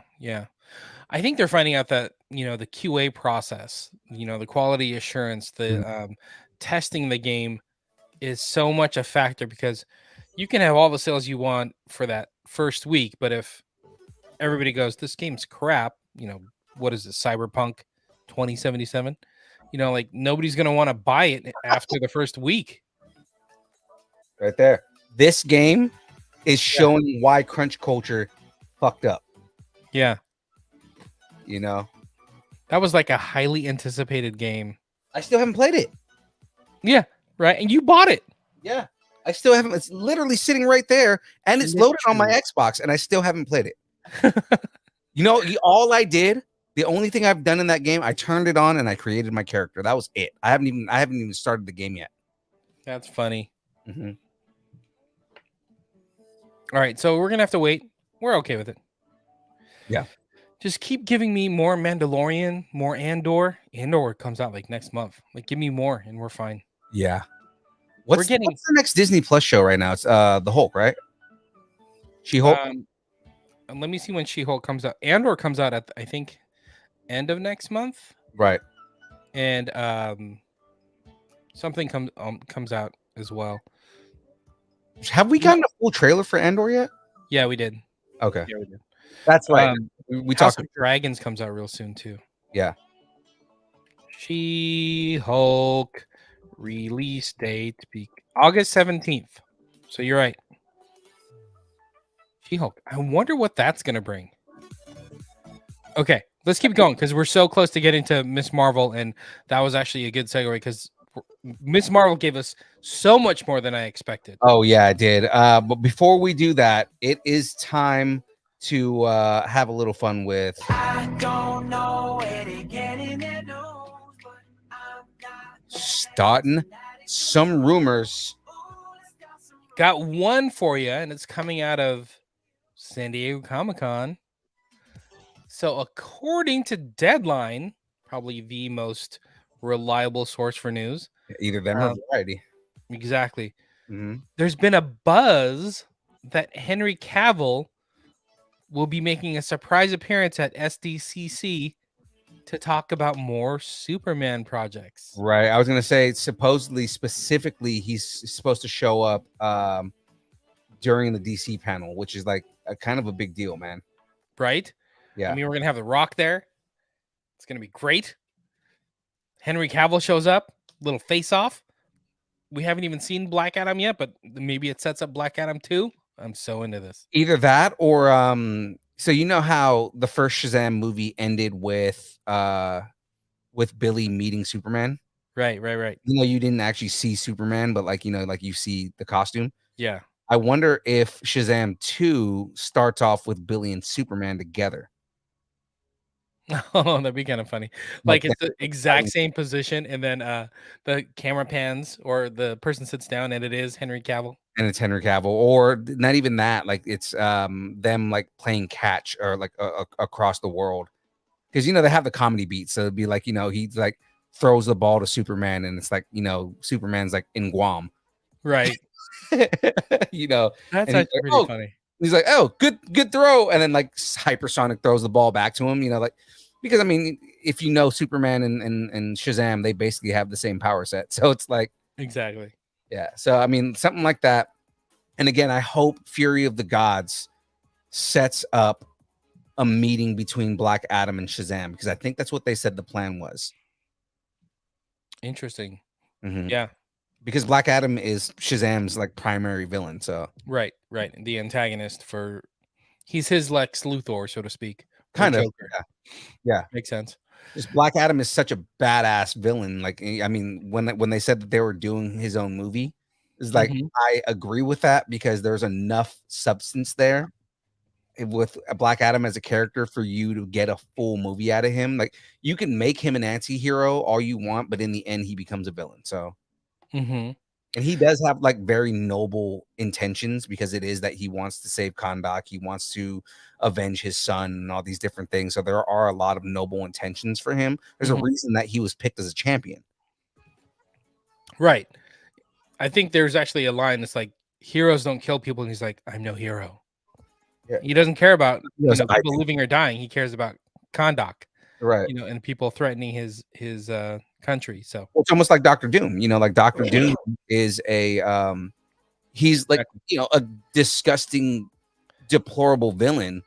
But when you look at him and his story, he's the leader of a country and he is willing to do anything and kill anyone in order for the prosperity of his country to there. Latveria, right? Latveria. Yeah. So Yeah. like that when I forgot who wrote, I think it was actually Stan Lee. Like he was saying Doctor Doom is one of the most apprehensible villains in Marvel. But if you look at him in the perspective of a Latvian, he is a just and kind king, and he will do anything for his country. And it's like that's Yeah. kind of a cool look on it. So I hope they because the substance is there that they do the same treatment for Black Adam. Yeah. So I think we're both in agreement that Henry Cavill's going to show up at SDCC, right? Like tacos on the table, right? Oh, 100%. My tacos are 100% on the table for that. Let's go for a second helping of tacos. Is Henry Cavill going to be there to support or be part of Shazam Black Adam, mini universe, or is he there to promote a potential new Superman project? So Where are your tacos? I think he's there to support Shazam. I think, like I said, I think that there's going to be a connection because they've already connected that universe. I think there's going to be a connection between Superman and Shazam. Mm-hmm. Even to a point where, again, they invite Shazam to the Justice League and don't know that Billy Batson is, like 14. So it's like, because they think he's like a grown man and don't realize that he's a child. But I mean, like, I So you think start talking to him. exactly right, and you realize that he's a child in a man's body. But I mean, Yeah. like, I think that Aren't we all? Aren't we all? right. I think we get Shazam in, or I think we get Superman in Shazam. But I also think because of what I sent you guys in the group chat this morning, because of what Zack Snyder just put out, Mm-hmm. he put out a teaser, and I don't know if it was just like this was my idea for Justice League 2, or it's a teaser that we're going to be getting an announcement for Justice League 2 because they HBO Max did just announce that was one of their most successful movies on the platform. So give the quick background on this Zack Snyder potential rumor. Yeah, so Zack Snyder, if you follow Snyder and everything that he does, he uses that platform Vero.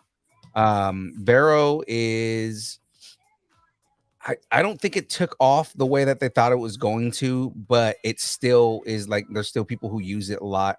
It was supposed to be something that like directors and actors could it was like a social media platform that they could, kind of like show you the behind the scenes, like, this is what we're working on, or these are ideas and stuff like that. And a lot of the Snyderverse and the Snyder Cut, like its success came from Vero.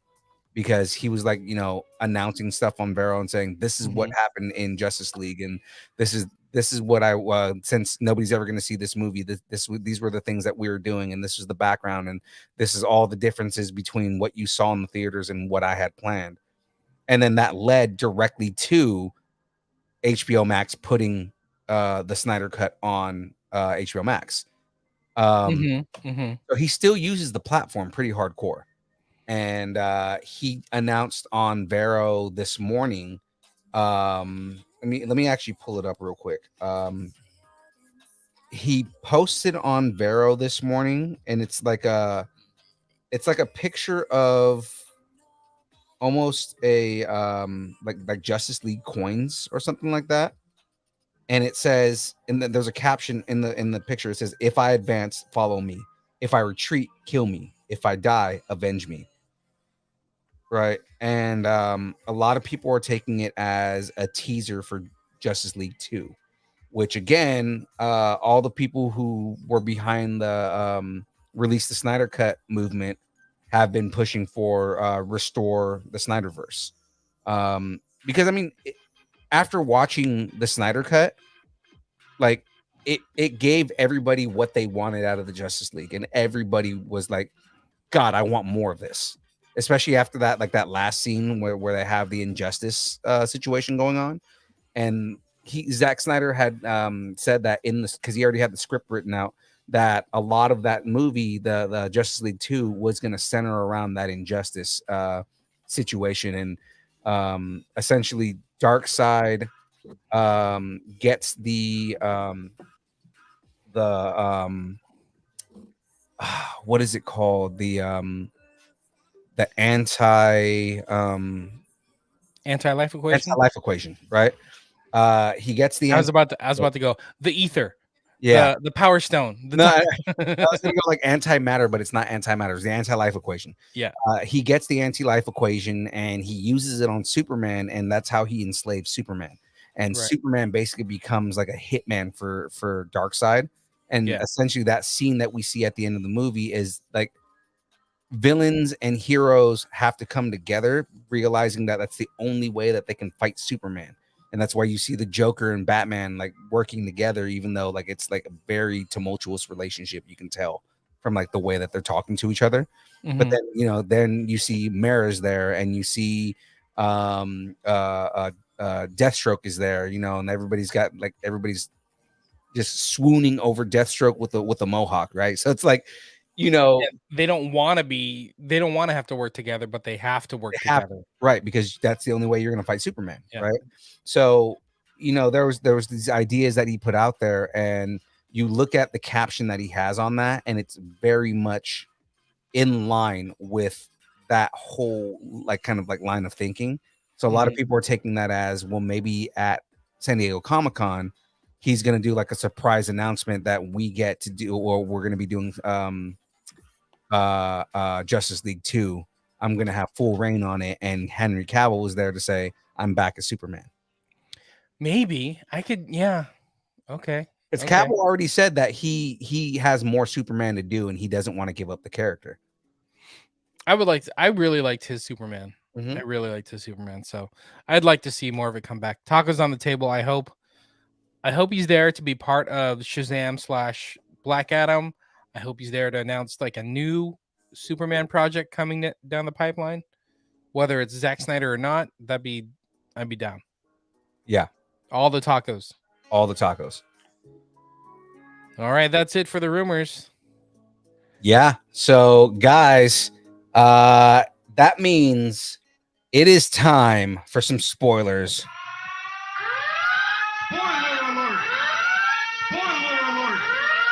Spoiler alert! Spoiler alert! Spoiler alert! Spoiler alert! If you are not ready, we are getting ready to jump into the breakdown. And that means we're talking Miss Marvel. And I have been waiting to talk about this show for the last 6 weeks. That's why we're not waiting our traditional 2 weeks, because it's 6 episodes. Oh yeah. That's why I'm not we didn't wait our traditional 2 weeks from the season finale. We're just too excited about this. There are way too many implications that came from this show. If you didn't watch the show yet, you can pause this episode and go watch it right now because it is Yeah. 100% worth it. It's so much fun. It's such a good jumping off point for Marvel fans out there. If whether you're familiar with Miss Marvel or not, or you care about Miss Marvel or not, it's such a good jumping off point and something easily to grab. Yeah. Easily to grab. So cool. So cool. Anyway, Marvel Studios Miss Marvel, a new original series. It's more original than I thought it was Oh yeah. gonna be. That introduces Kamala Khan, a Muslim American teenager growing up in Jersey City, an avid gamer of ferocious fan fiction scribe. Kamala is a superhero mega fan with an oversized imagination, particularly when it comes to Captain Marvel. Yet Kamala feels like she doesn't fit in school and sometimes even at home until she gets superpowers like the hero she's always looked up to. It's such like a Peter Parker type thing Yeah. for like 2022. Life gets better with superpowers, right? Yeah. So, dude, Right what up were your initial thoughts? What did you think of the show? Honestly, I didn't care either way about Miss Marvel. Like I was so into WandaVision and Loki and Moon Knight. I was so into all those shows. Miss Marvel was coming around, and I was just like, okay, that's great. When does Thor get here? When can I see Obi-Wan Kenobi? I didn't really care about Miss Marvel, which didn't it debut the same day as Obi-Wan? Like that? Might have been the next week. Or something right in there, right in the same time. Yeah. I didn't care about it, but after like going through this show, I love the show, and it had so many like connections to the rest of the MCU. Yeah. Like when I went back and took a look at it, this may be the most connected show out of everything out there, next to like Avengers Endgame. It's crazy. It's crazy. But I loved it. I had a good time watching it. What do you think? I thought it was amazing. One of my favorite movies is Scott Pilgrim versus the World, right? Mhm. And I mean, even though that movie pretty much followed the comic until the very end, and that was only because the comic wasn't out yet by the time they finished that movie. The last comic wasn't out yet. Mhm. That movie was just a nostalgic dream, like for retro gamers and people who are into that kind of stuff and into that culture. It was very much like that. And Miss Marvel took that same formula with like not so much retro gaming, but like nostalgia, right? They took a lot of like what are things that you love and kind of like throwing in like her imagination throughout the entire show. Yeah. Right? It was like, oh, hey, this is what she imagines things. And a lot of it was like, you in high school writing in a notebook, and drawing little pictures in the corner and stuff like that. I thought that was fun and campy, but it also wasn't overpowering. Right. It was just to like show like how kind of oddball she is in a fun way. It revolved around her personality, and you clear cut get her personality shining through with all the things you're seeing on screen. And then on top of that, for those of us that grew up with immigrant families, like you kind of get like the expectations, as a kid growing up in an immigrant family, like you're dealing with your culture versus the societal norms versus just trying to be a teenager and which feeling stuck, stuck in the middle of it all. Yeah, right. Totally. With a I lot. think we both connect with this show that way. Just coming from like where our parents were, how we grew up, in pretty much a white Caucasian dominated area, but then wanting to be a part of things, feeling like an outsider, but also still very American, Right. So I totally trying to like appease your culture, right? Like you don't want to lose your culture. I'm sure you grew up the same way where it was like, you are American, right? Like my parents hounded on me that I was an American, but at the same time, never forget where you came from, never forget your culture. You know what I Right. mean? Like so I mean like that was she battles with that a lot. And this show did not forget where it came from, and there were so many homages to other parts of the MCU. Right. Like even in the title, the Marvel Studios came up. Moon Knight was added Right. to the title screen, so I thought that was super cool. You know, all the little jokes that it had, whether you caught it or not. Like Ant-Man had a podcast. Right. You know? I thought that was funny. Like she had this whole thing where she was talking about like just Scott Lang in general and how she like follows Scott Lang and like wasn't there a scene where she like where she meets him Um, or what? No, he was at the Comic-Con. yeah, yeah, Yeah. yeah. So like, I thought that was super neat because that little bit of subtlety of Ant-Man has a podcast was like that's how everybody knows about the Avengers, knows about everything that's happened with the blip and everything after that. Like that's easily the way that's communicated to the masses. Like, oh, that's okay, yeah, that's cool. That makes sense. Yeah. Sounds good. You know, the Comic-Con that you just mentioned, that was at Camp Lehigh where all this started. Right. That was where Captain America was trained. You Right. know, that's where they went back to. Was that Endgame? Star Spangled Man. Yeah, that's where they went back to in time And in Endgame is Mhm. Camp Lehigh. I'm like, that's where they're having the Comic-Con. Yeah. So much sense. Winter Makes so much sense. Soldier and yeah, I mean there's a couple Yeah. of times they've gone back to Camp Lehigh, but it's kind of cool that they the way that they did it Mm-hmm. was, you know, Mm-hmm. it's like, hey, yeah, we're gonna go and do a whole Avengers Comic-Con There or was even Avengers style con. they did one pan. There was like one kid buying a T-shirt and it said Asgard Pride on it. So it's like talk about show that's inclusion of, you know, LGBTQ plus, also, you know, teenagers, also immigrant families, also Muslim Americans, you know, also Pakistani, you know, like Right. all this within this show, you know. It's so cool that they found a way to pack all this all this representation into this show. Right. I dug that. We even got a little bit of a callback to Spider-Man, which is cool, which makes sense, you know, these two shows, or this is such like a Peter Parker type story. The Department of Damage Control, the DODC, Right. that came from Spider-Man Homecoming. Right. So that group that was, I guess, confiscating. I mean, because their job is to like they or originally their job was to like, you know, after there's a disaster, you know, that's Like the Battle of New York. Yeah. right. You know, after there's like a major like, you know, superhero disaster, they're supposed to be the ones that come in and clean everything up. Right. Right. So even including that, like, there's all these little hints of speaking of Battle of New York, like Chitari technology, just how like the Vulture Right. started using that technology. The weapons they were using was like Chitari type weapons. I'm like, oh, that's so smart. Right. How they put it all together that way. Or they have like the sound guns, so that way they're Yes, supposed to be like non-lethal, but like they can still stop a superhero with that. like the Hulk, right? So yeah, all those little things, all those little things that showed up. I didn't even catch this the first time, but I saw this. I'm like, oh, that's such a good callback. Did you get that? There was The Kingo reference? the Eternals reference? Yeah.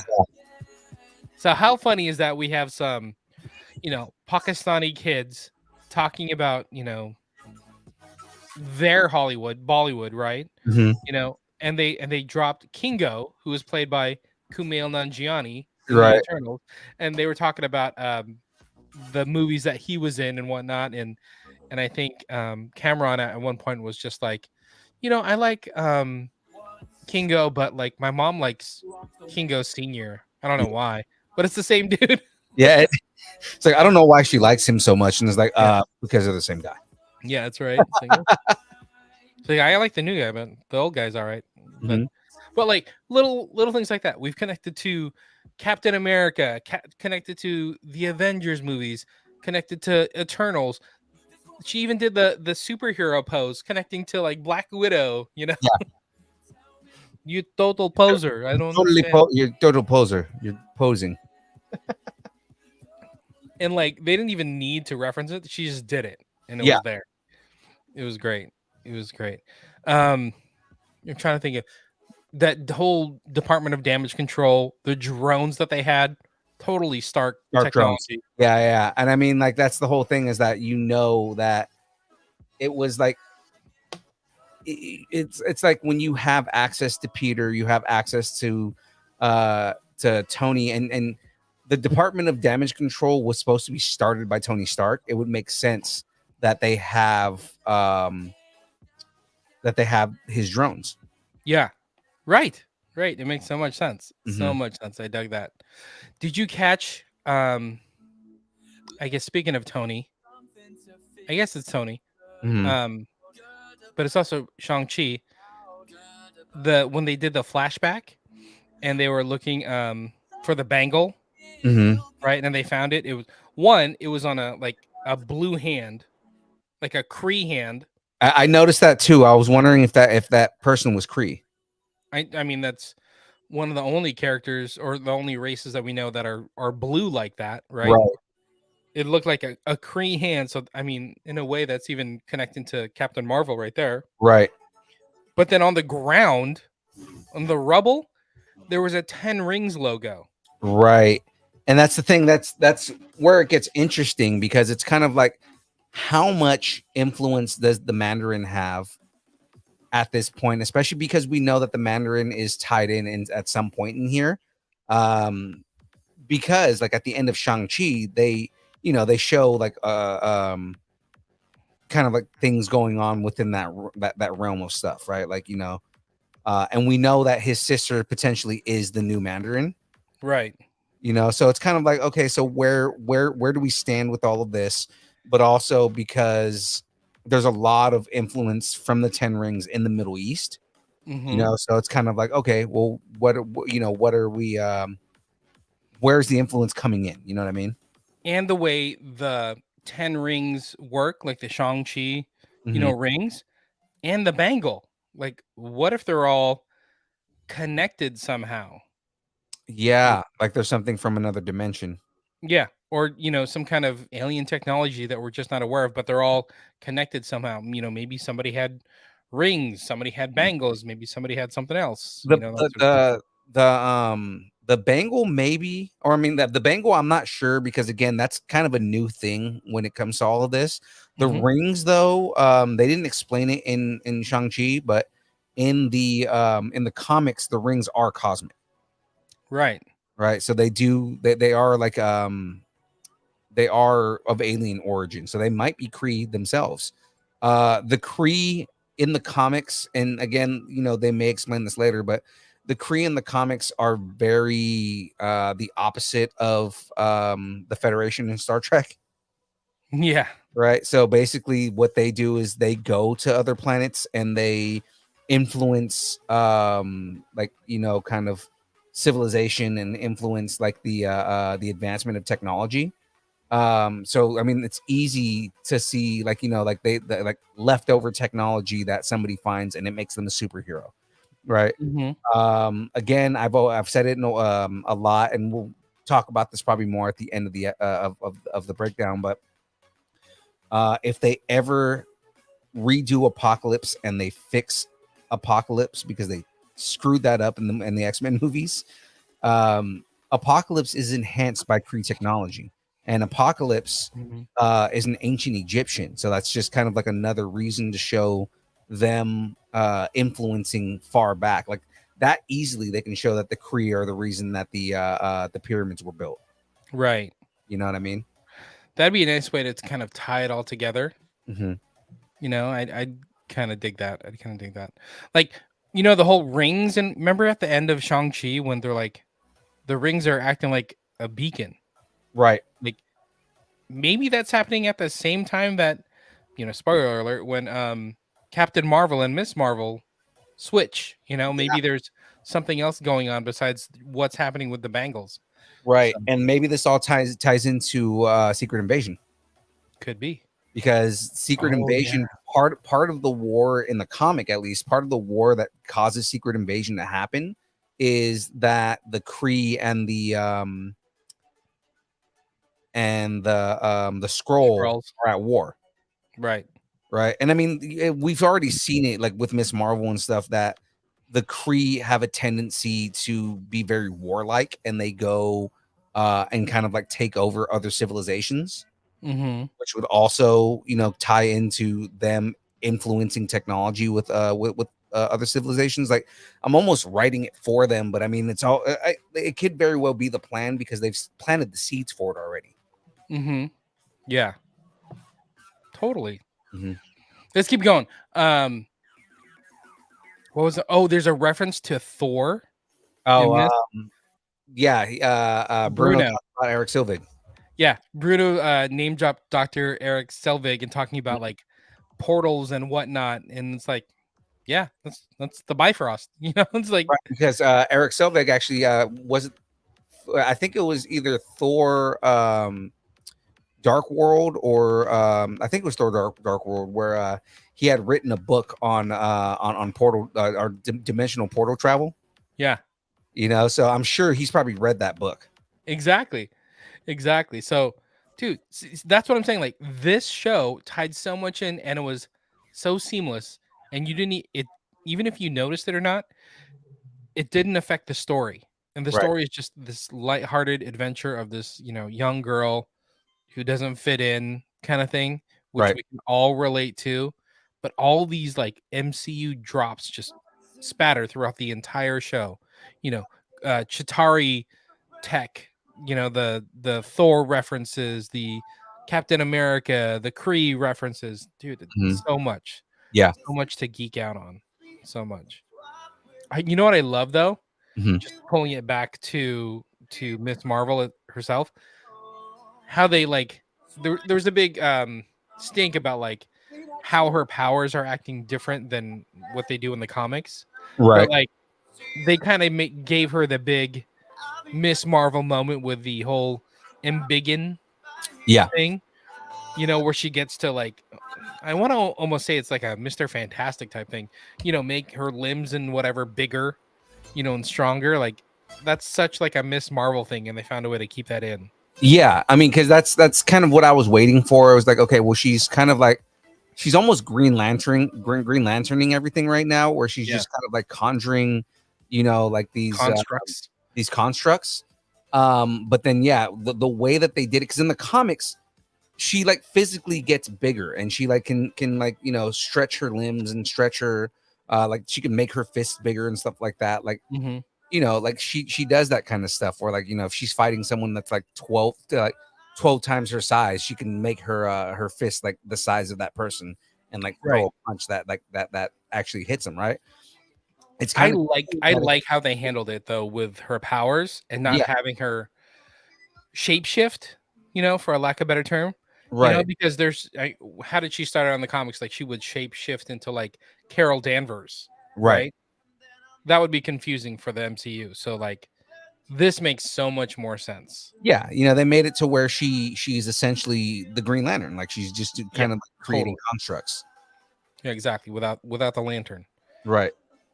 Well, the bangle is her ring, basically. Yeah, that's a good point. Good point. But yeah, such a lighthearted show, so much fun, so much packed in. Even like the way they dropped her name, I thought that was so cool with her dad.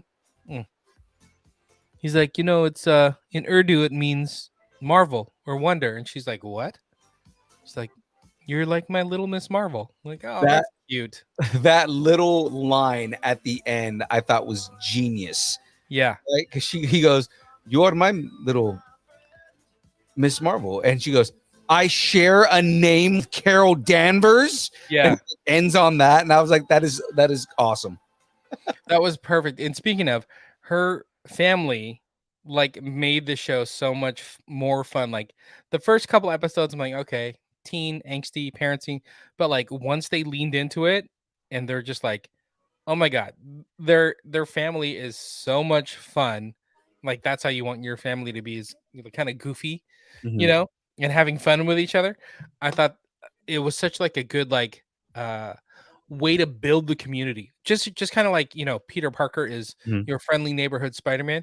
She's like the friendly neighborhood that the community loves, you know? She's what was she's the light nightlight.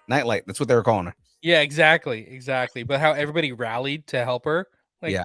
dude, that's cool. I liked that they created more of a relationship between her and her mother, because in the Mhm, comic, it's the relationship is very, like, she has a close relationship with her dad mhm, in the comic, right? And I like that they built more around her family, and you see more going on with like her brother, and um again, a much deeper relationship with her mom and her cousin. And it's not just her and her dad, like I mhm, thought that was I thought that was a good touch, because it touched on the family dynamic that she has.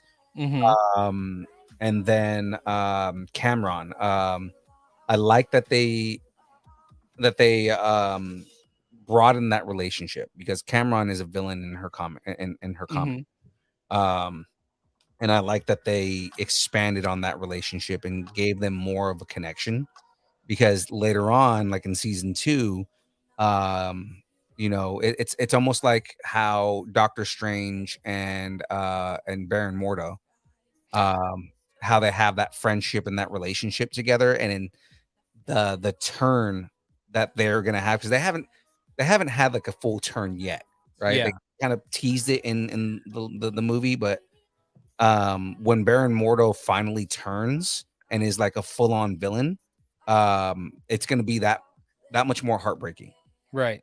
I was gonna as soon as you said that, I was thinking more Professor X and Magneto, Yeah, where yeah, it's like they're peers, they have a relationship outside of whatever side that they stand on, right. you know? Like they you build that relationship, and it makes Mhm. that villain that much more like when you can connect and relate to them, it makes their turn much more painful. Yeah, totally, But totally. again, what I like is that they're building on relationships that are already there in the comics. They're just expanding on them. Right. Speaking of comics, the whole lamppost Oh yeah, pose, that's a pretty iconic shot. it's iconic for her. It's as, close as it gets to, like, being comic accurate. Yeah, because there's the her sitting on the lamppost, and there's another one, which we'll probably see in season 2, but another one of her when she gets her like hideout, which is like on the top of a not a skyscraper, but it's like a higher up building, and it's her sitting on the edge, like kind of like kicking her feet. Yeah, Yeah, I've seen that one, yeah, totally. Okay, let's get to it because there's 2 big things to talk about. I guess we should start with the one that happened first. yeah. This was a Bruno big deal, Bruno dropped that she has some kind of mutation. right? Yeah. And they played the song. This is and again, this is a huge deviation from the comic, because she's not a mutant in the comics. Right. The way that they played it, I'm okay with, because again, in this universe, they tried to do Inhumans, they screwed it up. They're not going back. Aside from, like, we did get Black Bolt in Doctor Strange From a different universe. from a different universe, but they've said that that was more of a Easter egg that fans were asking for. Uh, Right. so Right, it right. wasn't something that Marvel had planned. Marvel wasn't like, oh, we're finding a way to bring back Inhumans. Which, I mean, there've been rumors that they were going to bring back the Inhumans, but I like that instead of Kamala being an Inhuman, they made her a mutant. Yeah, I Uh, dig it. That's such a bold decision from Feige in the MCU, but honestly, it's like the sticker, like ripping the Band-Aid off, like, oh my god, I can't believe they did that. But it's like, yeah, okay, I'm in. All it means is like you're full on going mutants and X-Men in this. What is thank you, happening? Gabby. What was that? She just walked in and raspberried over the mic. Oh. While I was talking, she couldn't have done it when you were talking. That's why I was looking over like, thank you, Jackie. So, but you know what I mean? It's like once you get past the point of like, okay, so she's not an inhuman. Right. Okay. And then you're like, okay, she's a mutant. Okay. She's a mutant. Let's just go with it. Let's Right. go. But the way they played it, right? Like it wasn't something that was. I mean, like they took a character who originally wasn't a mutant, but it made sense to make a mutant, right? Yeah. Like Kamal is not one of those characters where like it's upsetting and broken, and you're just like, no, she has to be an inhuman because she's an inhuman in the comics. Well, it's kind of like we don't really have inhumans aside from Quake, which they keep teasing that they're going to bring into the MCU officially, but they haven't done yet. Mm-hmm. Like we really don't have official inhumans in the MCU. Again, like we have the tease that Quake's coming back. We had the Black Bolt thing, but he's in a different universe. So it's kind of like, this is the second time that we've had an X-Men reference in like 2 months. In 2 months, right? Because we had spoilers if you haven't watched the movie yet, which it's been out for a while now, but spoilers like Professor X, right? Like we have Professor X in Doctor Strange. Doctor Strange, but he's in another universe, kind of how we're talking about Black Bolt. Now officially in the MCU, we have a character whose X gene has been activated. And it's kind of like, are they going to talk catalysts? Are they going to talk about, there's something that changed in the MCU that is activating the X gene? Or is this something that has always been there, but they've kept under wraps? And we're going to see like there's a mutant underworld that's been there forever. You know what I mean? Or are they going to explain it with the use of the power stones or the cosmic stones, Right. What are they called? The Infinity Stones. I totally missed that. Because using the Infinity Stones, did that cause the mutation? Did that activate something that was in people before? Right. Or have mutants been here the whole time and Professor X is really good about hiding mutants in the 616? Like I said, we're all of a sudden there's going to be a whole situation happening in the 616 where there's this mansion in upstate New York, and it's like so these superpowered individuals have been here the entire time. One of the things that's going to be interesting too is when they bring in Deadpool, because they already said that they're working on Deadpool 3, and they've said that Deadpool is coming in. It's coming over as is. Yeah, he kind of plays with the the multiverse on his own, like a little bit, with like some of the jokes that he has and stuff. They've already shown a couple of different places that are supposed to be like, we don't know these places exist. Mutants are having a part of it. Yeah, it's coming. It's all coming. So we'll see what happens. Like we may be getting something in She-Hulk. Who knows? Yeah. I mean, at this point, they can do mutant references in every property that they have, because they've officially broken it open. So now they can go, okay, here's another mutant, right? Like here's more characters that you can interact with. I mean, the other thing with She-Hulk is, I mean, for sure, we talked about this before, but tacos on the table on this one. We're getting Matt Murdock. That's going to happen. Yeah. That's That already been out there. Stupid. Yeah, that would be stupid not to have Matt Murdock in that, because she's a lawyer, right? Like he's a colleague easily. Totally. But that's jumping ahead. We got one more scene to cover. Right. So we don't know when it's taking place, but it has Miss Marvel in her new outfit with the bands laying on her bed. Right. It starts to tingle, do something.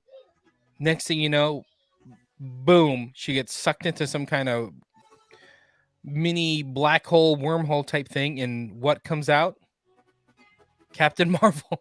Freaking Carol Danvers just shows up. I think that's so amazing.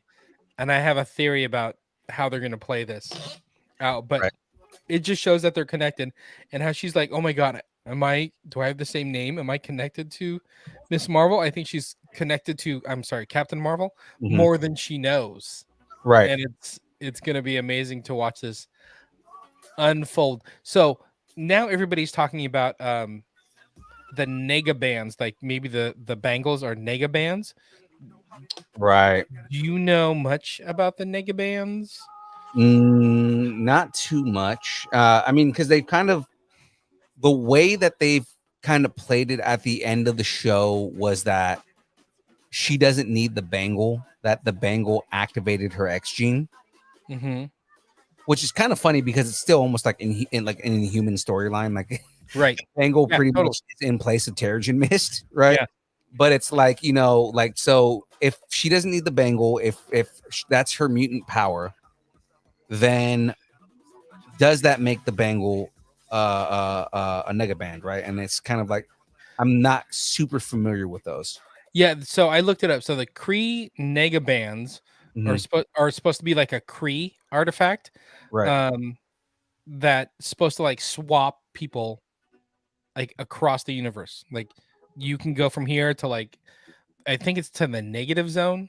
I'm Right. not familiar what that is, but like you can get sent to the negative zone. I think it's going to be them swapping places. Like for some reason they're connected, and however this gets engaged, I think they're gonna swap places. So it's like Yeah.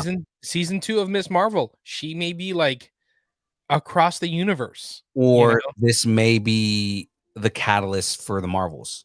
it could be. But I have a theory about them. Mhm. She's such a fangirl, and all she wants to do is meet Carol Danvers, meet Captain Marvel. I think she's always gonna miss her. Like they're always gonna be like switching places, always just missing each other. Because Well, they did it in this end credit scene. right, but didn't they do that on the Wish? On the new Disney cruise ship, the Wish, they have a whole new Avengers story about like Ultron robots getting loose and stuff. She comes to help the new Captain America, and then all of a sudden, Captain Marvel shows up, but they keep missing each other. And Right. she comes back up to the main deck where Captain America is, and she's like, "Did what happened?" She's like, "I missed Captain Marvel, didn't I?" She's like, I miss "Yeah, Danvers. yeah." It's like, so I always think they're gonna be missing each other. It's gonna be like this running joke between the two. So I think Yeah. that'll be fun. I think that'll be fun. So I think they're nega bands. Everybody else says they're nega bands. I think it's a nice way to like do the homage to like what they were in the comics, but also bring it into the MCU and give it a nice little spin versus like they're just a Green Lantern ring type thing. Right. And I mean, again, they found it on something that looked like it was a dead Kree warrior, So I mean, like that's easily what it could be. Again, I think what it might be is that this bangle, all it did was just activate her X gene. Yeah, could be. Um It could send her to the dimension that they were trying to get to. That Nor the dimension. Nor dimension, yeah. Yeah. I don't know why Captain Marvel would be there, but who knows? I mean, they'll probably have a story about her, like like they call it the Nor dimension, and for her, it's probably like a prison world or something, and they have like a way to get into that dimension. Like, yeah, there's probably going to be some kind of story. I think it's going to be something that they're going to explain in the Marvels. Yeah. Which makes me that much more interested in the Marvels. Yeah. So I'm down. So love the show. I thought it was great. Let's rate this. Why don't you rate this for me? I'm gonna go with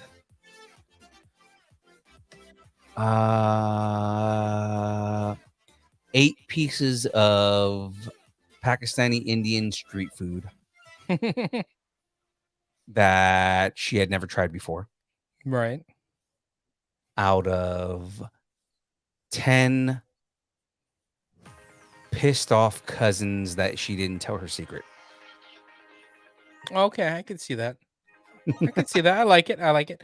I was gonna give it 8 as well, but Mhm. I kind of want to go 9 just because it's so fun. Like one of the things I didn't say at the beginning, but I should say, like, I could watch this show with my kids Oh yeah, and they enjoyed it. And we called it like a jump off point. It's such a jump off point for them. Like, Mhm.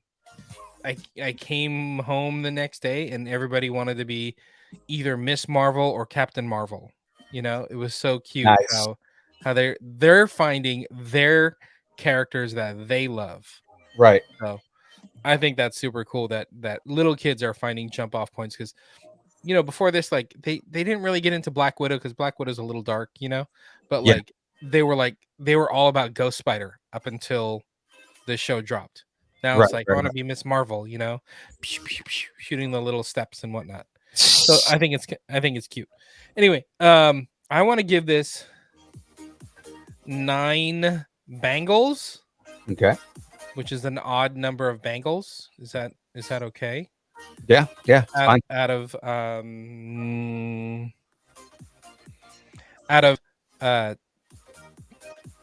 don't know.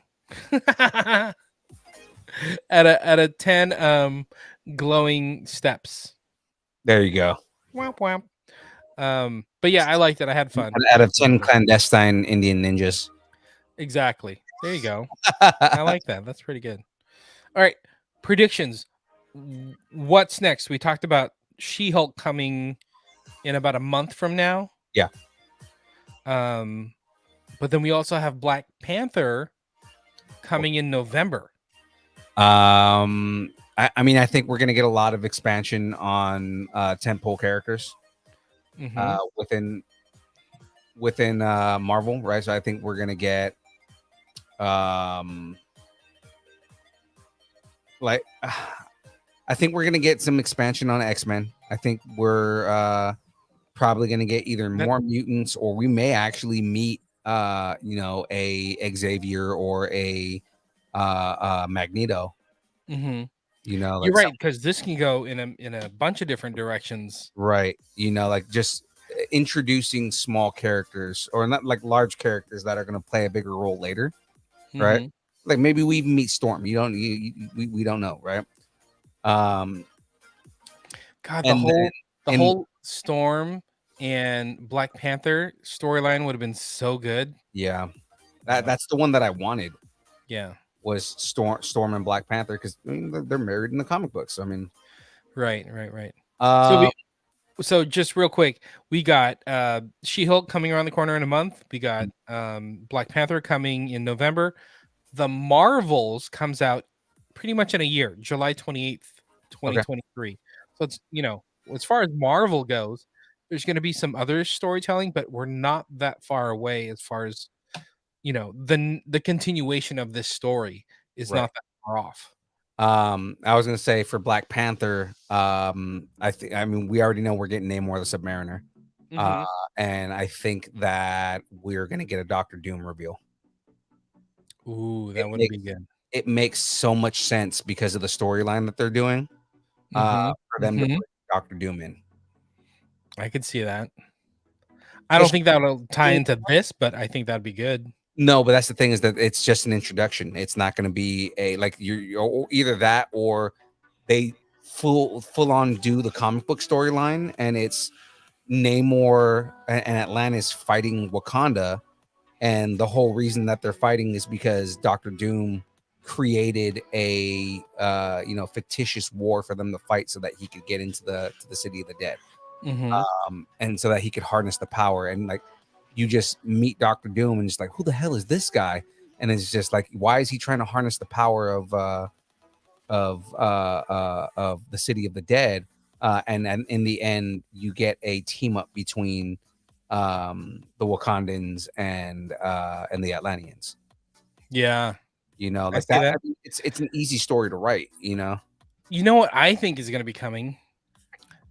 I think we're going to get more of the Department of Damage Control. Oh, absolutely. We've seen them in a few different things now. Spider-Man Homecoming. Now this, I think it's going to be their new version of S.H.I.E.L.D., where it's like, regular people trying to do what they need to do to, keep this country, this nation, this world moving in this new superhero type world that we're living in. They're like, we have to create some kind of order. So could there be corruption within that? Obviously they kind of showed it, in this show, but I think it's going to be their new version of Shield. So I Right. think that'll be interesting. That'll be the stand-in since Shield and Right. Hydra are pretty much dead at this point. Right, exactly. So that's what I think is going to be coming, whether it's in She-Hulk or something else. I think we're going to get more DC is going to be coming. But I mean, we also have Madam Hydra, so I mean, like, and it seems like she's been putting, yeah. and it seems like she's been putting the Thunderbolts together. So I mean, like, I think that also is going to tie in at some point in where she creates the Thunderbolts to fight to be a threat. Yeah, that's a good point. That's a good Mhm. point. I see where you're going. Sweet. It's causing all kinds of problems right now. Yeah. We need more Elena. Let's bring her in for She-Hulk. No, Elaine, as in Seinfeld. Oh, okay, gotcha. Because she's Madam Hydra. She's like the evil Nick Fury. Yeah, she kind of is. Yeah. They need to bring her back too. That was good. Yeah, I'm down. Miss Marvel, well done. Very well done. All right, yo. Oh God. Eric just said, are we looking forward to Dragon Ball Superhero? Kind of am, man. They just Akira Toriyama just confirmed that Goku is now the strongest character in his universe. So nobody is stronger, and that means that there's going to be a new challenger coming. Like somebody is going to be the new Goku, where Goku is like the strongest character. Interesting. Okay. You know what I'm excited for? What are you excited for? I'm excited that we got merch, people. We got merch, people. I should have. That's what I need to put on the soundboard. Nah, it's okay. I'm good with you doing it. You like it better when I go burr, burr, burr, burr, burr. Yeah, it's so much more. Because, ladies and gentlemen, we have merch, people. So much more authentic. So hats are going. The hats are going crazy. You're wearing the black one. I'm wearing the gray one. You got Baller Black. I got Galaxy Gray. People are loving them. You just shipped more out this week. I did. I just shipped out a couple hats this last week right here. I mean, and here's the thing is, I've got somebody who wants to purchase a hat, but doesn't want the hat. Yeah. Wait, what? Which means that may be a giveaway. So, guys, stay tuned for that.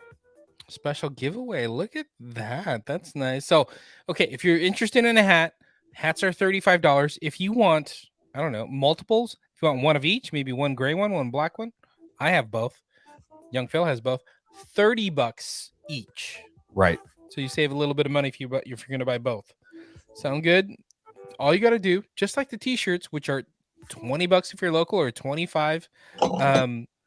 If we got to ship it to you for the shirts, all you got to do, DM us, Instagram, at Distance Nerding. At Distance Nerding.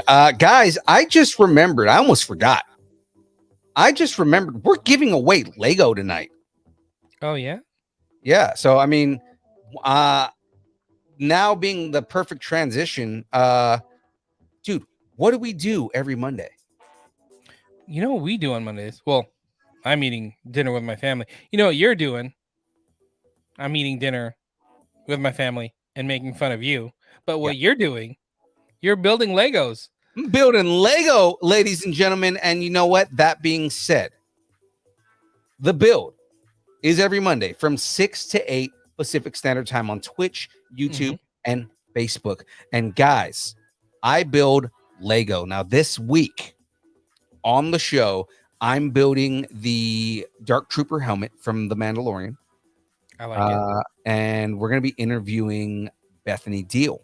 Hey, all right. Who is a costume designer and a Diz nerd, and just an overall nerd in general. Now, how do we know Bethany again? from Andrea? Hot Jawa. From Andrea Miller, the hot Jawa herself. Yeah, we met them both. We met them both on May the 4th at the May the 4th Star Wars viewing over at the Crest Theater here in Sacramento. Both were super cool. Beth was awesome, and I'm excited to have you talk to her because she does some amazing work, and so I'm kind of interested Yeah. to learn more about her. Yeah. That's going to be fun. But guys, all this being said, because I had to do the plug first, I've got Lego to give away. Oh, look at that. Look at that. I've got a nice little full screen Lego. I can't get rid of the ad. All right, Lego Dealy here. Right. We're going to be doing this. Now, guys, what am I giving away? This right here. Yay. This kit right here is going to be given away to a lucky fan right now. Now, here's the deal, guys. I've got everybody's name on here, right? There's only one person that has two that's on here twice, and that is Andrea Beckham Maneris, and aka Lady Deadpool. But if you notice on this screen, there is a Jackie bonus square and there is a bonus square. Okay. If it lands on the bonus square, then you get an extra prize. Oh. The winner gets an extra prize. What that extra prize is, I don't know yet. I haven't come up with what the extra prize is going to be, but I'm going to give you an extra. You'll go prize. digging in the crate because there's definitely some prizes, so you can go dig into the crate for the bonus. Whether that is like another Lego kit or a mini fig of some sort or a Funko Pop, I have no idea. But you're going to get an extra prize if it lands on the bonus square before it lands on a person. And then, of course, the next person gets both prizes. So here we go. We're going to go ahead and spin.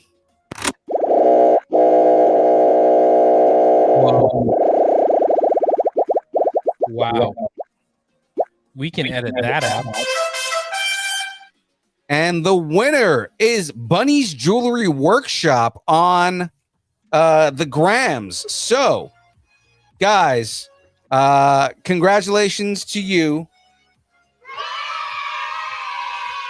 I am going to tag you in a tag of tagginess.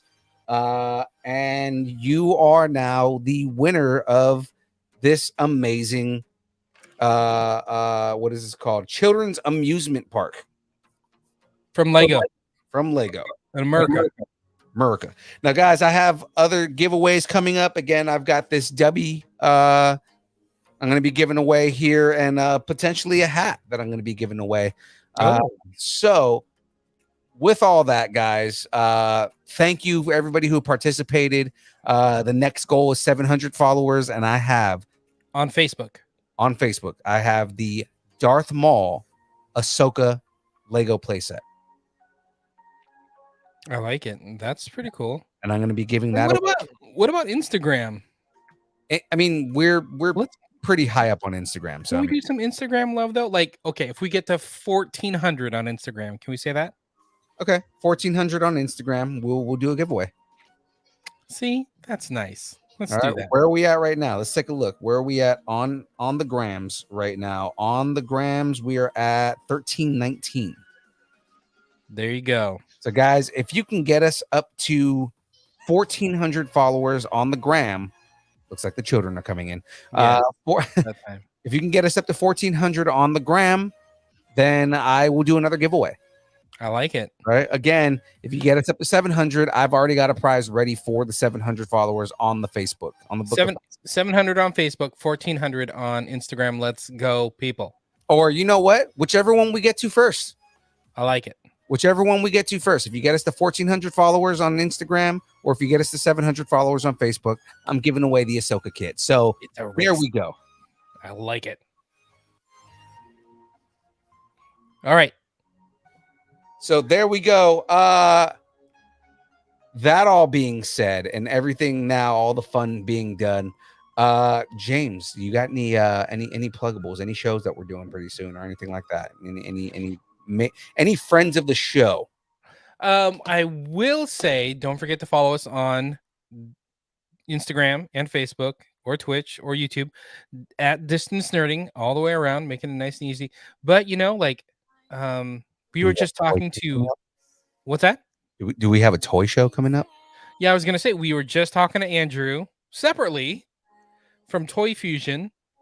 So one of us, both of us, will be at the Toy Fusion Toy Swap July 31st. Come hang out with us. We'll have some stickers, giving away some stickers. I might be selling some Funko Pops. So Felipe will just be hanging out, shaking babies and kissing hands and that whole business. It'll be great. I just talked to Ark over at Kyber Cave. I think he's going to be there as well, selling get your sabers, people.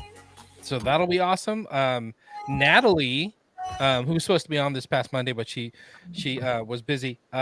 She'll be there also selling some of her goods and whatnot. So that's cool. So we'll have a fun time at the Toy Fusion Toy Swap. Yeah. And I was, speaking of that, just piggybacking, I was also talking to Bex from Sack Geeks. Oh, yeah? And she'll probably have a booth at the Toy Fusion Toy Swap. Oh, nice. They're probably going to be attending or have a booth at the California Republic Comic-Con. It'll be fun. By the way, Toy Fusion, if you're going to the state fair, Toy Fusion has an exhibit of I think it's called Toytopia. They donated a bunch of stuff for the fair, and it's all on exhibit, a history of toys and collectibles, and it's all at the fair right now here in Sacramento. Was that the G.I. Joe thing I saw? They got G.I. Joe, they got Transformers, they got a ton of stuff there. Yeah. Did you go to the fair? I haven't yet. Okay. That just started, right? I think it ends on the 31st, so you got a few days, got a week or so. Yeah. But yeah, if you're at the fair, go check it out. Toytopia in the exhibit buildings. It's put on by Toy Fusion, so shout out to Toy Fusion. Hell yeah. Well, guys, have something you want to discuss? Tell us what you're nerding out on, and make sure to let us know on our Facebook group, The Distance Nerding's in Post. And don't forget, if you have money burning a hole in your pocket and you're hungry and you want to buy a taco, buy us a taco. We're hungry. We love tacos. All you got to do to buy us a taco is join the taco party. Go to distancenerding.com or go to our Instagram and click on the link and buy us a taco. Exactly. And all that equates to is more money for us to put back into the show, get more stickers, more shirts, more hats, more conventions, more Legos to give back to you. Exactly. It's more kits for me to buy to give to all of you. Buy us a taco. It's the best way to do it. $5 if you want, $10 if you want. You can support us by buying a hat and wearing a hat, or you can just buy us a taco. It's all good. And we appreciate everything you do to support the show. Exactly. And, guys, we do this for you. So we continue to do this to get all the information out to you so that you guys can continue to have all the nerdy fun. So kudos to you. Kudos to the nerds out there because we wouldn't exist if it wasn't for you guys. Exactly. So don't forget, connect with us on Instagram, Facebook, Twitter, Twitch, TikTok, YouTube, all at Distance Nerding. And thanks. And let's keep nerding together. Yeah, you know what? That's a good idea. So that being said, guys, it's time for the dance party. Let's get this going. What am I don't know. Where'd my leader one go?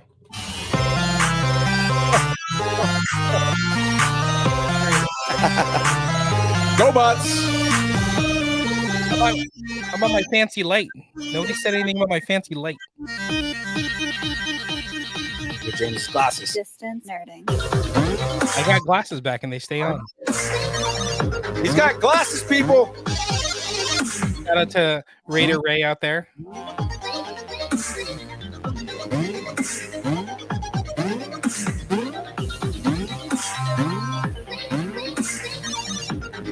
Shout out to Tim Donaldson. Shout out to Andrew Miller.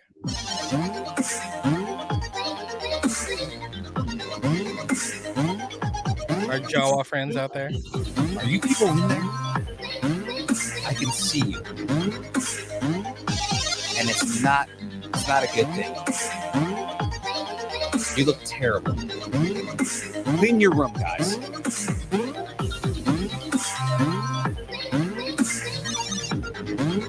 Get a hat, people. Get some sharks, people. There it is. There it is. See everybody next week.